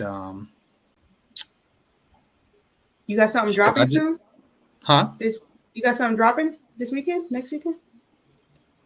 Oh yeah. What's today? Because I sent that in. Yeah. Okay. Yeah, I got a tape dropping. It's like a beat tape. It's dropping on Saturday. So, you know, I'm gonna announce that. And yeah, y'all pre-save it. Huh? I said, tell them go pre-save it. Go pre-save it. Yeah, no, go pre-save that shit. I'm gonna probably post up a link again. But yeah, pre-save that shit. I got a bunch of stuff coming out though. So that, and I've been today I just got like vocals back. I've been producing for a long time, but like this is for the first time I did some like J-pop shit. I'm not sure if anyone fucks with J-pop like that, but that's like probably like a milestone for me. So, you know, that's nice. That's something for me. And yeah, just educating myself and, you know, sharpening my craft. That's pretty much it. Knowledge is power. Word. Yeah. Cash is Cam. What's going on in your life? Just breaking my back, making this money. Cash is Scam 530 everywhere. Blue Collar Bully, King of Whites. menofwater.com/cash is Scam. Go get your workouts. I drop workout of the day. Not every day. That's too much work, but I do workout of the day once a week. Promo code cash is Scam, 30% off anything in the store. Because stay dangerous, be strong, so you can protect the people you love. Thanks. And I got music. I got rough. I need to send stems out to my boy because I got like rough mixes that like I've mixed as well as I can, but I'm still a fucking knuckle dragger when it comes to that shit. So I just got to stop being lazy and send the stems out. But you got to send some demos to the chat so we can hear your shit. I know it's so different from anything that I've released. So I don't know, it's like a little bit more like personal. I think that's why I've kind of been sitting on it. Not because I don't like it and not because I don't think it's quality. I don't know. You know how it is when you make like personal music like that, you kind of want to like hold on to it in a way. I don't know, it's weird. It's like a weird fucking I get it. It's like throwing your therapy sessions out into the world. You know what I mean? Yeah, it's very raw. One of those type of deals, but it'll happen. It'll happen soon. Work starts slowing down for me in like November and shit, so I can kind of just kick back and coach kids, teach kids how to fight, and fucking just relax and make music. So. Hell yeah. That was so nice. Southside Gun, the one and only. YouTube, the Review Hour. Check that out. I'll be on there sometimes when I'm not busy trying to be a dad and play video games in my spare time. For those who want to get their ass whooped, anything PlayStation related, I'll let your boy Carlito _the guru. You feel me? I smack your ass in anything you want because I'm like that. I'm built like that. The TikTok is going up now. I'm getting a couple hundred views on videos on my reviews. So check that out at OG Say Young, all one word. Like I said, I'll get to doing some music reviews via video. I don't be in the mood to talk to people. I don't be in the mood to talk. So I had to force myself to do that. But yeah, you'll catch your boy doing that shit. So that's all I got. Nice. All right, guys. Well, everybody that's watching, y'all go subscribe to the YouTube channel. Follow us on Twitter. We got music reviews dropping. We got a lot of stuff we're working on. So just support the gang. Support real music, journalism, real hip-hop heads. Okay? Real music heads. So thank you guys for spending your Tuesday evening with us. Hope you all have a great night. In behalf on Hip Hop High Society, we say peace.